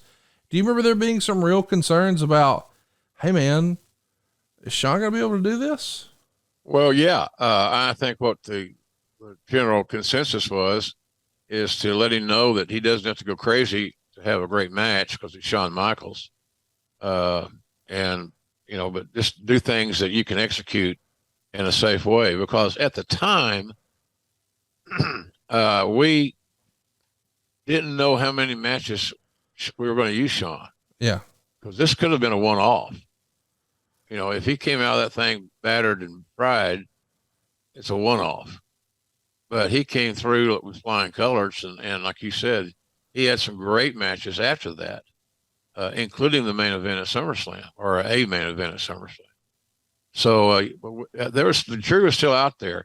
How will he get out? How will he come through in this match will dictate how we're going to go forward.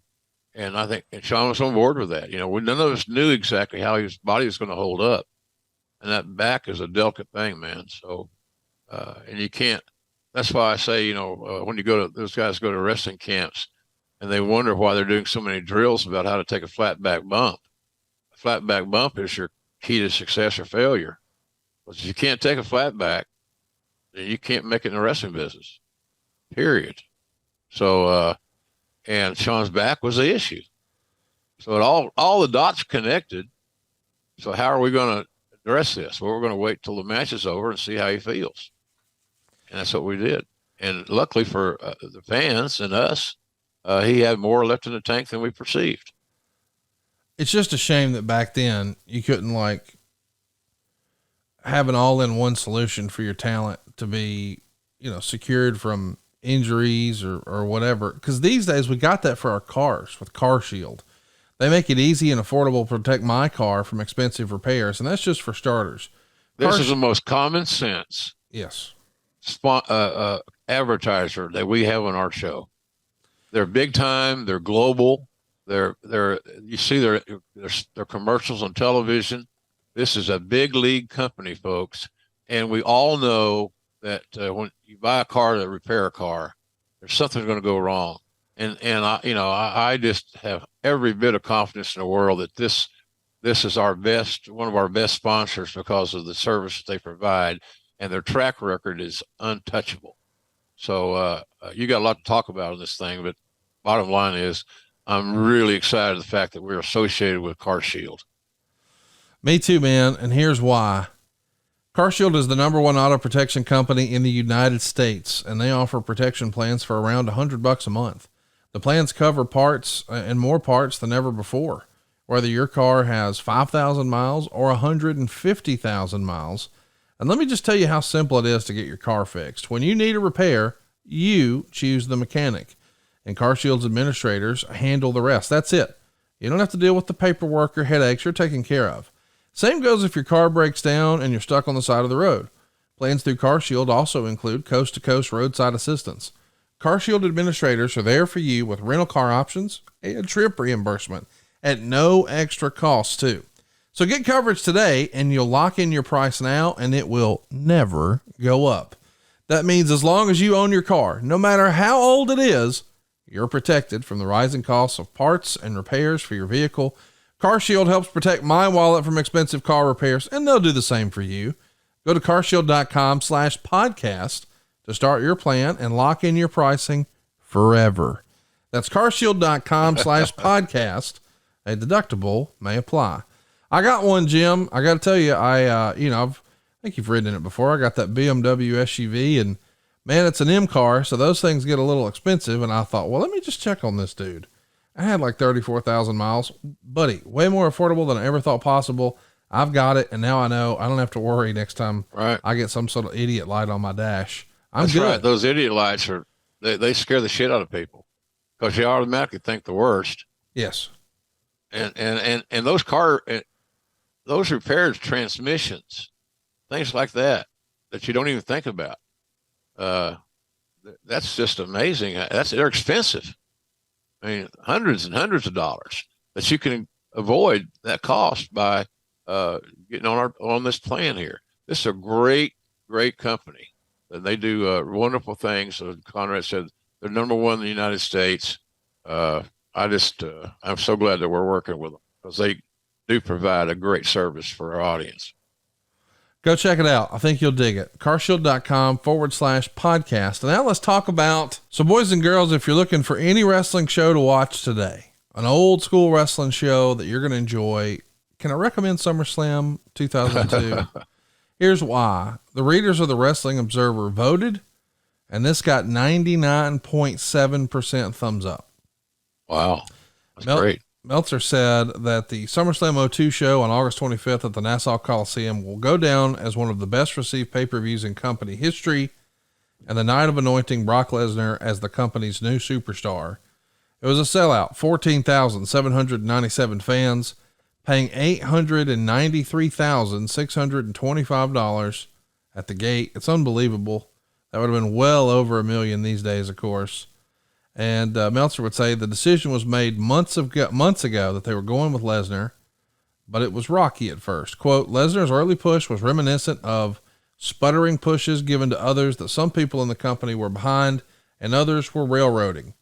Instead of being a monster, he was portrayed as a guy who needed a manager to interfere to save him from being pinned by mid-carders like Bubba Ray Dudley and the Hardys. His win at King of the Ring came across far more impressive for the majority of fans who skipped that pay-per-view and only heard about it on TV.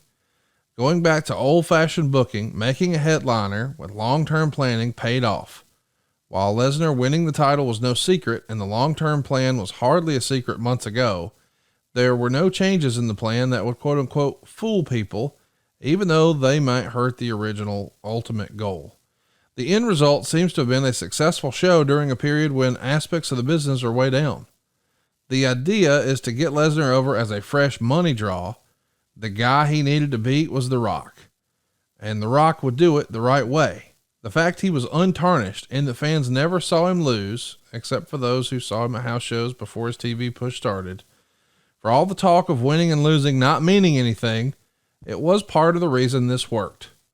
And they went full steam ahead in that direction, with great finishing touches being the training videos of both that aired on many different shows. Rock, to his credit, put Lesnar over in the middle with the F5, and whatever Lesnar's career does from here certainly can't be blamed on The Rock not giving him the proper send-off. Right. A lot of praise for The Rock for doing business the right way. Not that we ever doubted he would. Right. And a lot of talk about, hey, they did this the right way. Wins and losses don't matter. Well, he didn't lose and this worked, so maybe they do matter. Yeah. And I know that you and I have had some fun with that about, well, you got to be able to lose, blah, blah, blah. And I get that. But man, they just did it again with Roman Reigns, right? They had him go on a run and ta-da, he's over like Rover. What do you think? Do wins really matter more than we give them credit for? Or is it about when you're debuting a guy that it's most important? Well, I think it's your win-loss record and how you get over, you go over. You want to do both, obviously. But I'm a believer that you got to follow trends, and you got to follow what the public's investing their emotions in. Example would be the big kid at the Yankees that hits the home runs. Whatever his name is, I can't think of his name now. It's embarrassing. But people follow that. People follow numbers nowadays. People follow stats nowadays.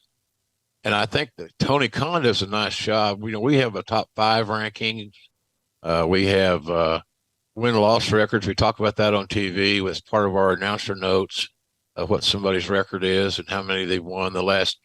Some guys are like just now getting wins, and they're getting a significant number of wins. So this guy, instead of saying he's 12 and 13 as his win-loss record, you say, well, he's won 12 of his last 10. Something like that. People are fascinated by numbers in general, Conrad, and I probably have changed my opinion of that a little bit.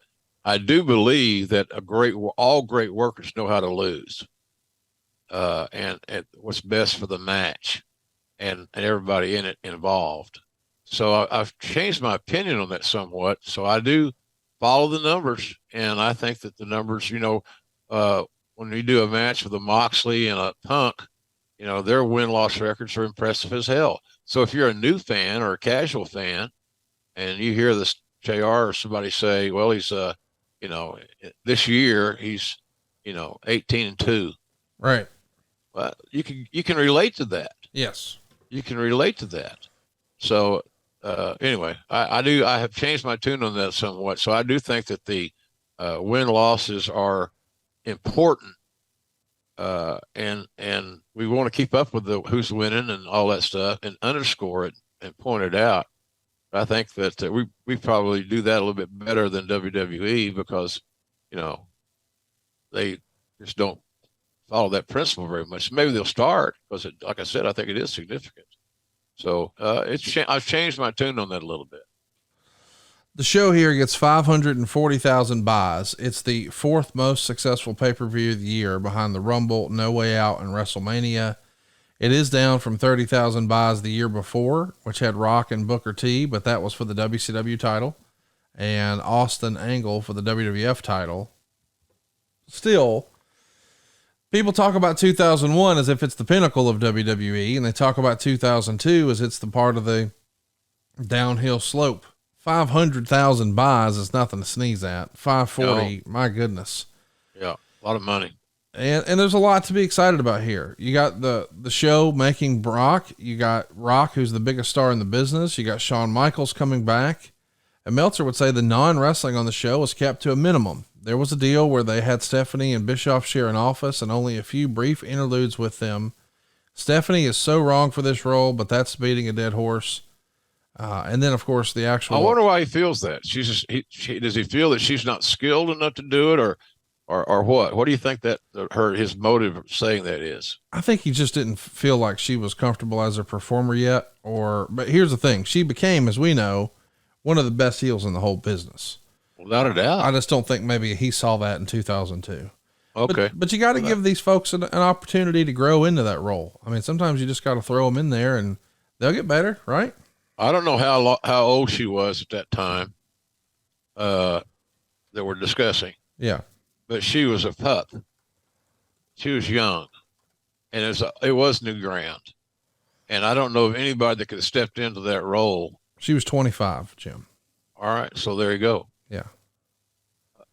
And to guys like me, that's a pup. It is. So I thought she did fine. I've always been a big supporter of hers. I loved her work as a heel. She took after the old man. She was just natural.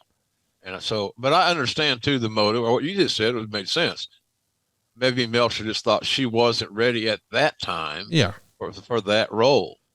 And we know, looking back at it and trying to, in our time machine, that she would end up being, as you said, one of the best heels in the entire business. Let's talk about, the announcing here. Meltzer says they alternated announcing crews with Michael Cole and Taz at ringside like they would be for SmackDown, and with Jim Ross and Jerry Lawler away from the ring like they would be at Raw. Basically, each did their own cruise matches. Ross and Lawler did Benoit Van Dam, since that gave each side 4 matches. This wound up as a success for several reasons. First, each crew got breaks.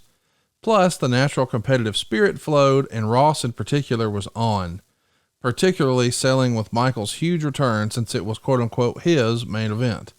Cole and Taz, by getting to do the pay-per-view main event and a historic match, gave them credibility as a quote unquote equal crew, as opposed to their perception as the B crew. Right. Taz ended up with the line of the night because Cole said that if Lesnar wins the title, it would make Paul Heyman a millionaire. And Taz then said, a millionaire who owes a lot of people money. It may have hurt not having Ross do the main event as far as getting over Lesnar's title win, but on the flip side, it was good for Cole's positioning to be able to call it. So when I read this, the thing that jumped off the most to me is I bet JR liked that meant they had breaks. But I bet he also wishes selfishly he was calling the main event. Oh yeah. Yeah. I was jealous, no doubt. And I'm glad those guys got the opportunity to do their thing, and they did a real good job. Yeah. And ended up being a real good team. As long as they were together, I thought they did a great job. So, but I really missed the Lesnar, the change was something I would like to have been involved in, the Lesnar thing. Cause I was involved in recruiting him and signing him and getting him trained and, working through some issues. And it just didn't work out that way. So I will fully admit I was jealous of those guys for calling the main event. 2 guys that I had a big stake in. Right. 2 guys I signed, and I believed in them, and I still believe in them, and to this very day. So, it was as a talent, you Jones a little bit that I wish I'd have called that match, and I do, for the reasons I explained, but it seemed to work out okay. I never liked that announce position, and I work with it every week. We're in the same situation on Dynamite and Rampage. We're away from the ring. I had to kind of get used to that. It's not my favorite place to be. I'd rather be at ringside.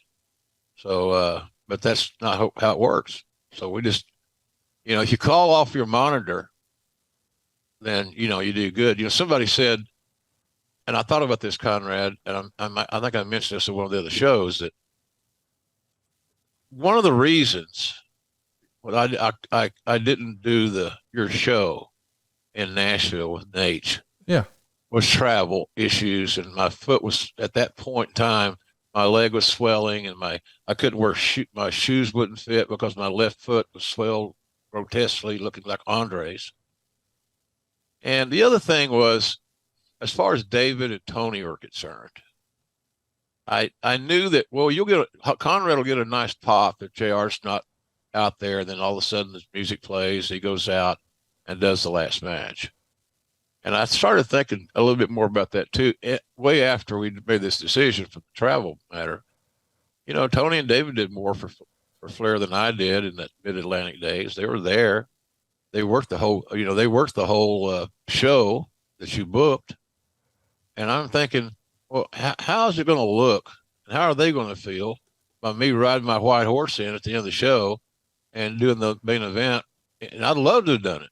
When your wife and Karen's gotten their shit little deal, I love that. I love that. I could have had a blast with that. Yeah. As a commentator, but it just seemed like in hindsight, and again, that was not the original reason that I didn't do the match. The reason was I couldn't travel well, and sitting around all day it wasn't in the cards. And so, but I also thought that it was the right thing to do for Tony and David. They deserved that opportunity, and they'd worked, and I didn't realize they were also going to do the whole show. That's a hell of a lot of work. So I thought they deserved that opportunity, and had the spotlight on them, and not sharing it with me was a better deal for them. And I did that out of respect. I think that now out of respect for both guys. So that's kind of where I was in that deal. I don't know. I just want to throw that in there, but that's kind of the situation. It ties back into Brock and Rock. You know, I don't think I deserved to call the match, but I think that it would have made sense if I did.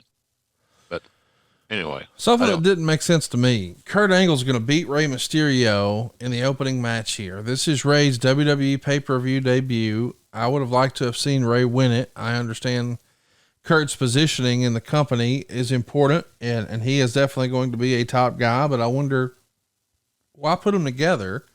Yeah. But that's overthinking it. Cause if you just go watch the match, boy, it was fantastic. Maybe one of the best opening matches in pay-per-view history.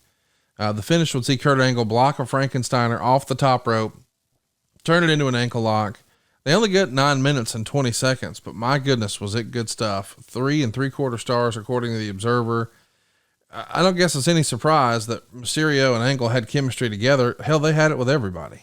Yeah. Yeah. But they're so talented, and, you know, Rey was just a phenomenon, and so was Kurt. You know, Kurt, I said this before, next to Jack Briscoe, Kurt Angle is the best amateur turned pro. At that time, he was the best. Yeah. And that includes Brock, because it took Brock a little longer because there's lack of pro wrestling background and product knowledge. Kurt he had the same background, but for some reason he soaked all this stuff up like a sponge. Yeah. And so I'm with you. It probably wasn't an ideal booking, but it had a lot. It looked great on paper, and they had a hell of a match. Oh, but yeah. Somebody's got to lose, and that's the situation where, well, maybe if you had people are going to maybe roll their eyes at this statement, but maybe if we had something along the lines of what we do at AEW from time to time, you had a time limit draw.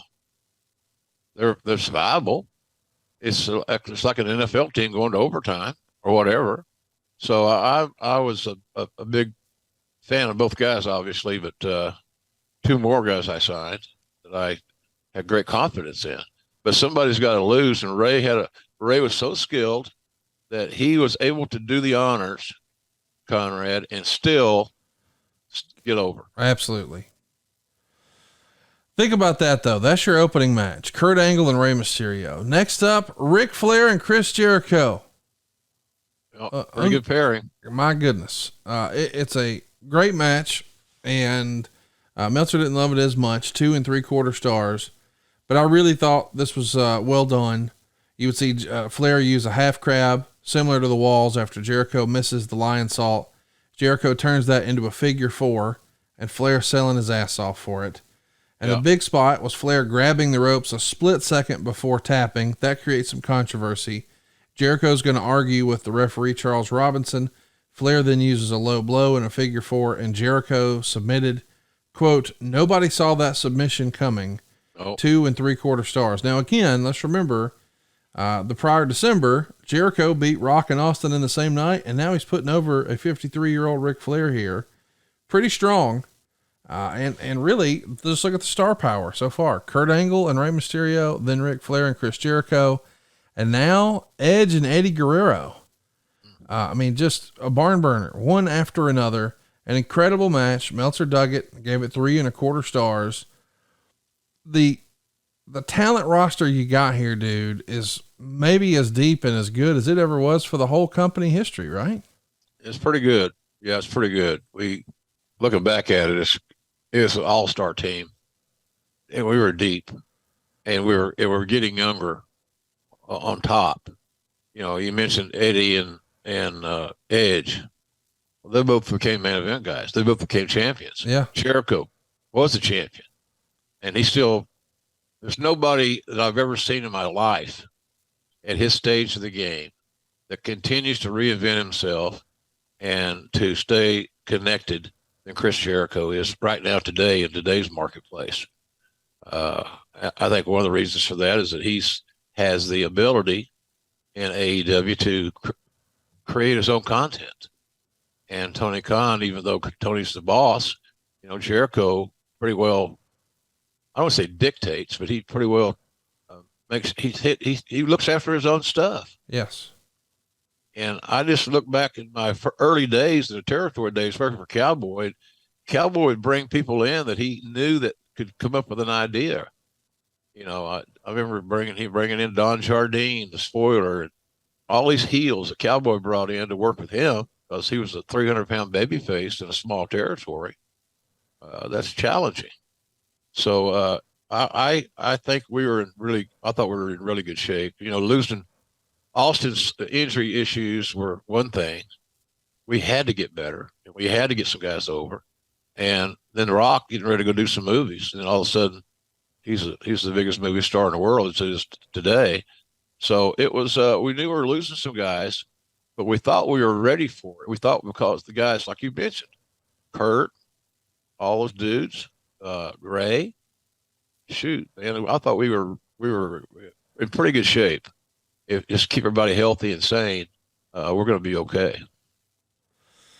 It is a little weird to see the career of Eddie Guerrero here in 2002. You know, he has that interaction with Austin. He's working with The Rock, and now he's taking on Edge here. It felt as if, hey man, it's time for Eddie to get the win. He does not. Edge does. But there's still other spots where folks are going over, and maybe you wouldn't have predicted it. Lance Storm and Christian are going to retain their tag titles over Booker T and Goldust in 9 minutes and 37 seconds. It's a 3-star match. Test is going to interfere. He's going to lay out Booker with a high kick that sets up the pin. Pretty old school tag team match. 4 really solid in-ring performers. And man, you look back at that pairing of Booker T and Goldust, and I know that Booker T is going to go on to be a much bigger star and do great things, but this really showed Booker's range as a performer. He didn't just have to be the badass one half of Harlem Heat. He didn't have to be the badass guy who could hang with Mysterio or Benoit. He wasn't just the badass guy who could go out there and work with Austin or Scott Steiner. He could also be funny. And that range, I think, made him a WWE lifer. Wouldn't you agree? Yeah, and so did Goldust. Had a great sense of humor. Oh, for sure. They just connected as characters and partners. And you know, we mentioned Jericho continues to reinvent. Look at what Dustin's doing. Unbelievable what Dustin's doing. Yeah, and he doesn't work a lot. He has a school down there in Texas. And he's doing a good job there. They're staying busy and training a lot of kids. So both those guys had a lot of skills there, and it's just amazing to me that Jerichos of the world and the Dustin Rhodes of the world are still making themselves viable, and both of them are in great shape. Chris Jericho's never been in a better condition than he is right now. Yeah, he looks great. He looks great. He's lean. He's got a meal plan. He's smart. He's smart about how he approaches it. And then Dustin looks great. I mean, he's clean and sober, and he's happy, and Conrad, he's a hell of a hand. Incredible performer. And for his age, doing what he's doing is exciting to watch for me. I I know what he went through, and I know that his drug and alcohol issues were terrible, but he's over that. He got past that. He's moved ahead, and I'm proud of him. I really am proud of him. I'm proud of both those guys we talked about here, but I'm proud of what he's maintained. He steered the course, and to me, that's a win. So he's getting wins on my side. No doubt about it. Benoit is not getting a win here. He gets 16.5 minutes to wrestle Rob Van Dam. It's a 3.5 star affair. Meltzer would call it the best technical match on the show, a very Japanese style late in the match. And Van Dam wins with a frog splash clean in the middle. Pretty big deal to show Rob Van Dam on a big show like that, getting a big IC title win. It is interesting too to see, you know, when people look back at this show, all they talk about is Shawn and Brock. But on some level, this is a nice follow-up performance. It feels like Van Dam's first breakout performance with the company was Invasion in July of 2001, but August of 2002, beating Benoit here in 16.5 minutes for the IC title, that's a pretty big deal. I mean, that tells you he's on the right track. I think so. Yeah, I think so. Rob is a strange guy. Rob has so much ability and uniqueness. He was nobody had his style. And I think that we earlier talked about ECW. Rob Van Dam, we could have done more of Rob Van Dam as well. For sure. Just, all of a sudden you don't have any talent in your mind. And all these new guys come in and they start getting on TV and people realize, hey, this guy's pretty good. This guy's pretty good. And that ECW brand it must have done all right. So I just think we should cut short that ECW thing a little bit. As I mentioned earlier. So, RVD he was an exceptional talent. We were lucky to have him. And he did well. Rob was just, socially fitting into the locker room may have been in some people's mind, not his forte, but Rob was the introverted guy. He just was quiet. He hung around with his buddies and so what? Who didn't? So I'm glad that Rob got his win. And that we acknowledged him by saying, go get it, kid. So, and Benoit had no issues of doing the honors. He went out there and had a hell of a match and he made RVD a player. Next up, we've got the Undertaker and Test. Of course, Test has had a lot of shine coming into this, but of course they need a strong opponent for Lesnar. So Taker has to go over convincingly, according to Meltzer. Quote, so he did. Test did get to kick out of the chokeslam. Storm and Christian both interfered, but Undertaker laid him to waste with chokeslams. Test hit the high kick, but Undertaker kicked out. Undertaker kicks a chair that Storm gave to Test into Test's face, and then brought out the old school tombstone out of retirement for the pin. 2.25 stars. Obviously they're trying to show that, hey man, just a chokeslam won't do it for Test. He's got to go old school, pull out a finish you hadn't seen in a long time in the tombstone. So even though they're beating Test, they're definitely positioning him to be in a good spot. Yeah. But coming up next, go ahead. Well, that was the plan. Yeah. To give him, get him started. But again, when the situation arose about having drug and alcohol issues and stuff like that, it's tough. You can only go, you got to stop it. You can't stop the bill because you can't depend on this guy.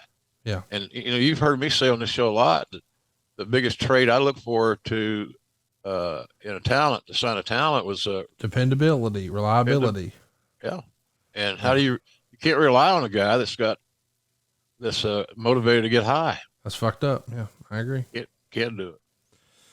Next up, a match that we're still talking about. 4.25 stars. Shawn Michaels is coming out of retirement for what's described as a non-sanctioned lights out match.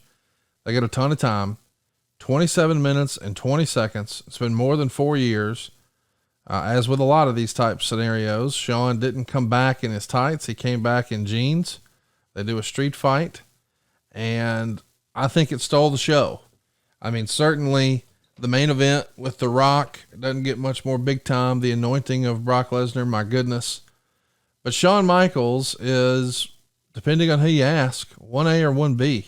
That's it. And for him to come back after folks thought that was the end and take on Triple H, who had certainly been a top guy.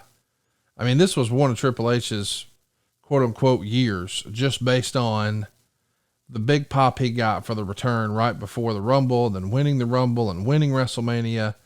And now he's getting to do the honors here for his old pal, Shawn Michaels. Really, really a phenomenal match, especially when you consider it's the first match back. Meltzer would say Michaels' punches in the comeback weren't quite the same as the past, and he was smaller, but he didn't seem to get tired and looked to be in very good shape, particularly for a guy with a bad back. Right.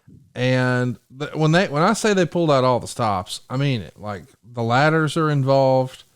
There's chairs involved. There's a fire extinguisher shot. There's sledgehammer shots. Eventually, Shawn Michaels wins the match. Triple H, of course, gets his heat back, lays him out with 2 sledgehammer shots to the back. Shawn Michaels leaves on a stretcher, but they told the story. We got emotionally involved, and we know now it's not over. 4 1/4 stars, an all-time great SummerSlam match, I think, don't you? Yeah. Oh yeah. I love that match. And I was lucky to be able to call it. I was in my wheelhouse on that deal, because it just was so emotionally, the emotion of the match just embraced me. I got into the deal. I bought all in, and I think it showed in our work that night that Lawler and I were on our game, but those guys gave you the great music, and we were just fortunate enough to be sitting in the lyrics chair and providing those words, and it worked out really, really well. So yeah, it's hard to believe that Shawn could be that good after being off that long, because I'm not aware that Shawn and Hunter had went to a secret warehouse and worked their match out and all that stuff. I don't know that happened. I've never heard of that happening with them on this situation. Might have, but I don't think so. So they went basically cold turkey. They back on their, what they call it, the muscle memory. And it just was, to me, it was astonishing. I thought we would get 15 minutes out of it, might be good, but they went almost twice that long. So it was pretty spectacular. And Shawn was in great shape. He wasn't carrying as much weight, but he was motivated, and he was hell bent on showing everybody in the locker room, especially, and anywhere in the world, that I'm still Shawn Michaels. Yes, he is. And boy, think about this. We're look at all the guys we're gaining back and putting in positions to do big things, like Lesnar, for example. And he's just one of many I could name, but I just thought it was an outstanding performance. And I thought that it was one of those deals where you look over your shoulder at the gorilla position, say, follow that, boys. Yes.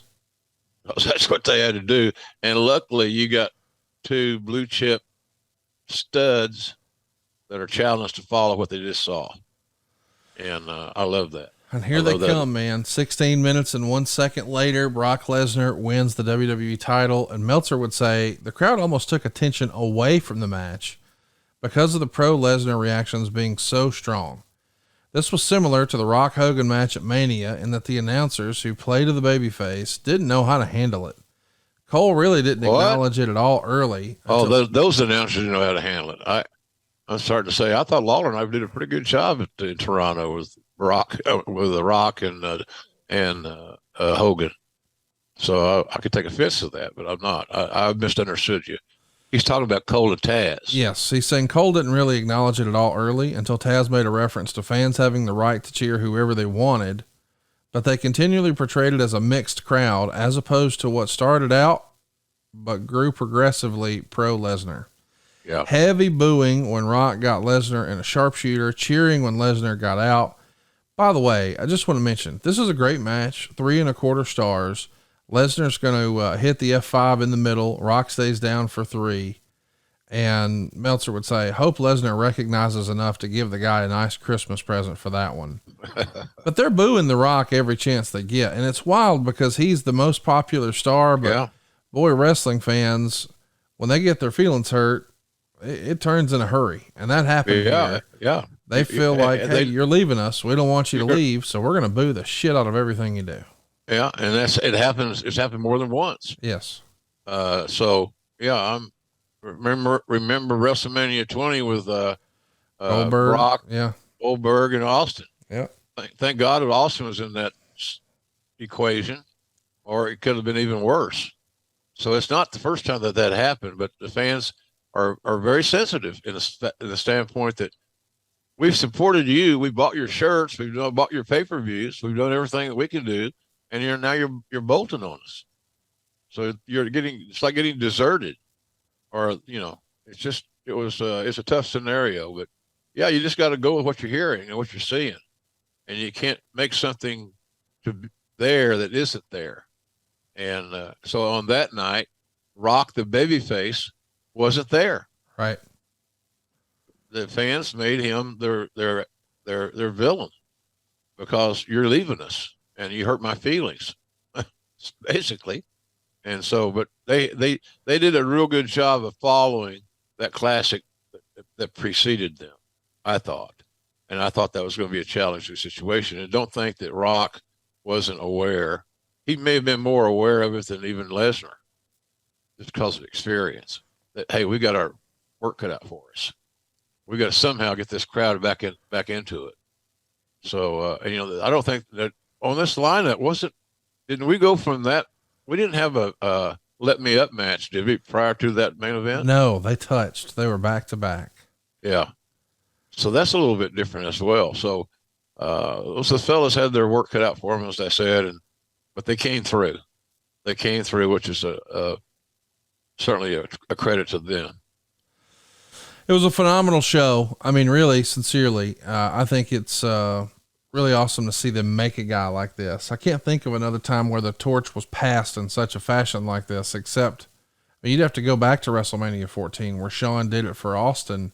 Well, here's Rock doing it for Lesnar. And now the next big thing is the actual big thing. Really a fun show. As we said, 99.7% thumbs up from the Wrestling Observer.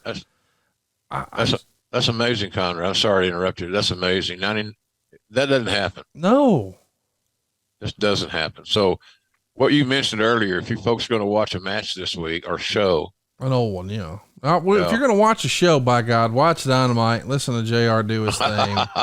The rumor, well, I guess by now it's already happened, but next week it's happening too in the Go Home edition, on the way to All Out. Of course, peek behind the scenes. JR is actually traveling the day before you listen to this because he's on freaking TV, baby. But he's on there every Wednesday night. But hey, and Friday night on Rampage, I'm a new Rampage guy. Who could forget, man? Look at you burning it at both ends. I love it. I love it. It's doing 2 TV shows.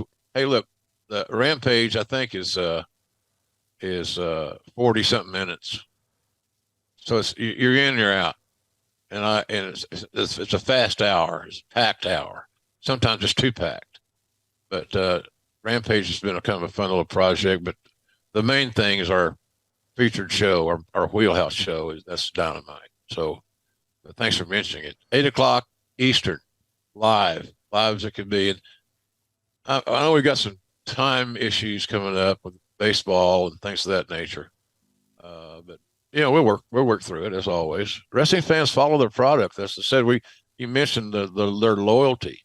When Rock allegedly turned his back on him and left him, fans reacted, and they have an emotional investment in the product and the brand and the genre, and so consequently, they're good about, if you got a preemption and you're going to play on Tuesday and not Wednesday, they'll follow you as a rule. If it's well promoted, your audience will go with you, and so it's fun right now. It's a real serious time too for us in AEW, because the matches we're having, we're slowly getting some talent back. Omega's back. That helps us a hell of a lot. I don't know if he's 100%, probably isn't. But he's back after several months off, having surgery. He's going to have great matches regardless of whether or not he's 100%. He's one of the best wrestlers of all time. So of all time. Let's do some questions about SummerSlam. Okay. Matt wants to know, any idea what Hulk Hogan or Steve Austin would have done if they were penciled in for SummerSlam that year? Of course, we recall very start of the summer, Steve Austin walks out. Hulk Hogan on the way to this show finishes up with Lesnar. But if they were both there, can you even imagine what they would have done? No, I really can't. You'd have got a win for Austin. He'd have gone over. Right. I don't know who. I mean, there's a lot of talent on that roster he could have worked with. I think Hogan is so smart, straight smart, and booking smart. He knew that his run was over. He knew that, hey, they'll use me. I'll get some wins here, there, and yon, but I'm probably not going to be headlining the shows anymore. And that was not his. Look, he had the money. It wasn't about the money. He had cash, lots of cash. So I think that he just saw the handwriting on the wall and said, this is my time has come. I got to pick my spots, and if they need me, they can. It's always good to have Hulk Hogan in the bullpen, no doubt. And Steve Austin, for Lord's sake. So I think we thought we were okay there, Conrad. Quite honestly. So I don't know who Austin or Hogan would have worked with. Hogan may have done a job for upcoming talent. I don't know. I sense that Austin would have gone over somebody and would have tried to steal the show. But I don't know who they would have been booked with. It's hard to say because the roster has been so damn deep. There's another thing that changed along the way too, and Adam Arpin brings it up. Earlier in 2002, we saw Shawn Michaels alongside Kevin Nash trying to recruit Triple H into the NWO. Was the SummerSlam match between Shawn and Triple H always the desired outcome with these two, or was it a result of Nash getting hurt and the NWO being disbanded and the deck having to be reshuffled? That's a great question, because you assume if plans were what we thought they were just a month prior, Nash would have been around, the NWO would have still been kicking, Shawn Michaels would have been involved. But now with Nash out and the NWO gone, the result is one of the best matches we ever got at SummerSlam, so I'm not upset about it. But it is fascinating to think, what if, right? Yeah, of course. I think there were no second thoughts about Shawn going over. Right. He's gone almost 4 years, 3 years to change. I think that it was a no-brainer. Now, Hunter getting his heat back, nothing unusual about that. No. For a heel, you keep the issue, the angle open, and you continue to tell stories of this rivalry. These two great friends that became rivals on Shawn's return. And then, as you mentioned earlier, Shawn did a great job in WWE after that. He still had some great matches in him, and we saw them. And he never let anybody down as far as his in-ring performance. That's something he took so much pride in, and you can tell in his training that he still takes that pride through the kids in NXT. For sure. So he's a very valuable asset down there, and I'm glad he's healthy, is clean and sober, and those kids listen. He can help them a hell of a lot. Just they're so lucky. They're so lucky. We can give so many illustrations. It's like you and I both love football, but it's like you got this expert. You got to, how about who better to teach you how to play quarterback than Tom Brady? Yes. So there you go. Great analogy. And just listen to him. Yeah. And understand what he's trying to get over, the points he's trying to get over. So, but he came back after he came back from that long absence. I don't know that he was not a better in-ring hand. He was slowing down a little bit. He was doing his thing. He was selling. He had the back that everybody could play off the back deal.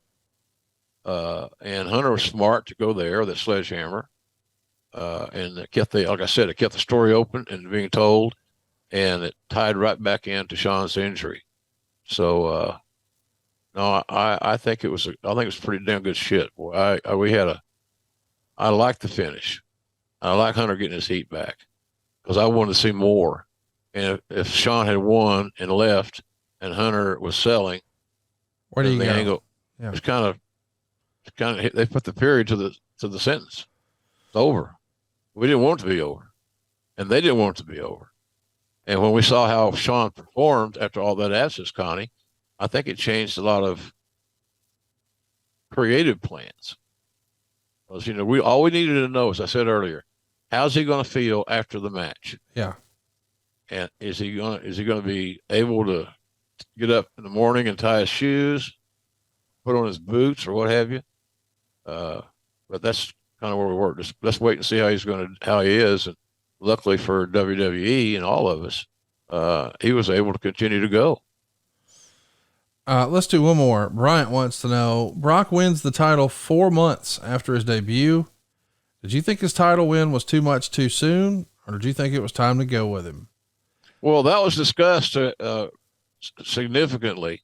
I put the Quabash on bringing him to TV several months before that because I didn't think he was ready in the ring. I thought he had to do a better job of protecting his adversaries. And he was just so big and strong, he had to figure out how to channel that. So I remember, I think it might have been Russo at that time, I'm not real sure, wanted to bring him to TV. And I just went in, sat down with Vince and said, he's not ready for TV. Yeah. I'm not so sure that he can protect his opponent to the level that he needs to, especially in this environment. And I said, so if I get on the witness stand and there's some lawyers questioning me about his training, was he ready? He hurt my client. I got to tell the truth. I'm not going to perjure myself in a court. Right. I'm going to tell the truth as best I know it. And the truth as best I knew it at that time was that he needed a little bit more work. He could do all the offensive stuff. But sometimes he got so excited, he had the ability because of his strength and all the attributes that we've discussed about him and people know about him. He needed to maybe slow down half a step and be sure to keep his opponents in mind when they're working.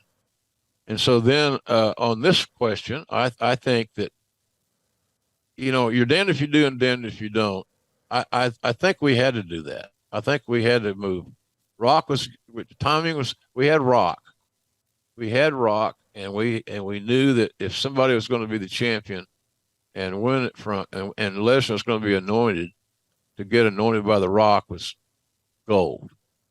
And so Rock being there was just kind of led into that situation. In all honesty, was Brock a little bit green for that role? Probably. Yeah. Probably. But you saw what you had there. Tom Brady was a 6th round draft pick and he's done all right. But he had to start someplace. He had to get in the game.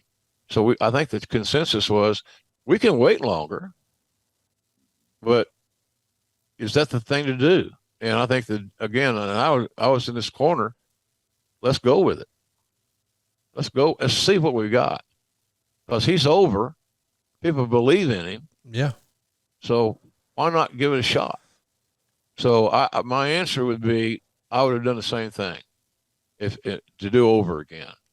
Put the title on Brock and let's get this kid rolling and on a run. Well, maybe if you're regretting some of the decisions you've made and you'd like a do-over, you need to go to savewithconrad.com. That's what I'm doing in my real life, folks. I'm helping people who listen to this podcast change their life financially. I'm talking to you if you're in a 30-year loan. I want to show you how to pay it off in half the time with cheaper monthly payments. I know that doesn't sound possible, but it is, especially if you've got other debt, meaning if you've got credit card debt, if you've got a second mortgage, if you've got a car payment. All of a sudden, your house is worth more than ever these last couple of years. And if you have that other debt, well, it's up to you how to pay it back. Doesn't it make sense to get the best interest rate and the greatest tax deduction possible? Of course. Well, if in the process, we save you several $100s a month and we say, hey, why don't we reinvest some of that and pay your house off faster? What does that mean to you? I want you to think about this today. How old am I going to be when I pay my house off? If you don't know the answer to that, doesn't that strike you as a little weird? You know how many car payments you have left. You know how much you owe on your credit cards, but you've gotten used to living without that money on your mortgage. And that's really the trick these banks are trying to pull. They just have it drafted out of your account and you just get used to living without it. Well, folks, the American dream is not to be saddled with 30 years worth of debt. The American dream is to own that thing free and clear. And that's what I want to help you do, is get out of debt faster with cheaper monthly payments. And maybe you're struggling right now. I know a lot of folks are. And if you're one of those folks who has more month at the end of the money, Save with Conrad can help. Now, you don't need perfect credit. You don't need money out of your pocket, but we're routinely helping our podcast listeners here save up to $800 a month and pay their house off faster. Why wouldn't you do that? Let us run the numbers for you, get you a quick quote. We've got an A+ with the Better Business Bureau, and don't take my word for it. Go see what our satisfied customers are saying at ConradReviews.com. What you'll see there is an average score of 4.72 with well over, maybe at this point, thousands, but well over 1,000 5-star reviews. We know how to make saving money fast and easy, and we're licensed in your area. So get a quick quote right now.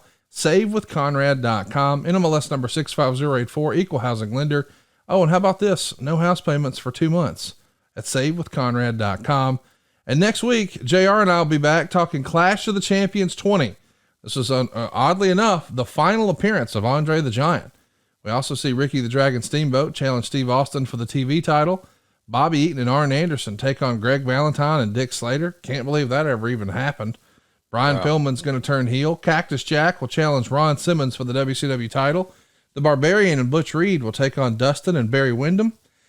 And we've got an elimination tag match with Jake Roberts teaming up with Vader, Rick Rude, and the Super Invader against Sting, Nikita Koloff, and the Steiners. Something for everybody. Little old school WCW next week, Jim. Yeah, it's going to be fun. I always like watching those shows back in preparation and so forth. Some of the watch-alongs we do. It just brings back great memories. You know, I remember buying that tie. I remember going to the mall, buying that shirt and tie combination. So it's just fun, little mini BS. But boy, I sure enjoy doing it. And I think the fans enjoy it too, because we try to bring you things where we're not analyzing a hammerlock and giving, 3 3/4 stars and all that stuff. I'm not smart enough to do that. So it'll be fun. It'll be a fun show. And that was another loaded card, by the way. Oh yeah. So that card had some sizzle and some pop and some balls. So let's do it next week right here. Same place, same time. It's going to be a lot of fun, man. September 2nd, 1992 is where that one went down. Atlanta, Georgia. I just can't believe this is the last time we saw Andre the Giant, but it won't be the last time you see us. By the way, you get all these shows early and ad-free over at adfreeshows.com. And stay tuned next week. We've got a very special announcement regarding our old, great, close personal friend, Steve Mongo McMichael. He needs our help, and we've got a little plan to help of how you can help. And we'll talk about it right here on Grilling JR with the voice of wrestling, Mr. Jim Ross. Fun show today, everybody. Appreciate your support as always. You guys you're the heartbeat of what we do, and without you, we're done. So we really appreciate everybody's support. Our downloads have been phenomenal. Our numbers are excellent. If you're an advertiser and you want to get it out there, Conrad and I can take care of you. We can cure your ills, quite frankly. So if you just give us a shot, and that's what we appreciate. So thanks very much. Good job, Conrad, today. Good to see you again. Good to see you, man. Glad to be back. I missed you. Can't wait to talk about Clash 20 next week right here on Grilling JR.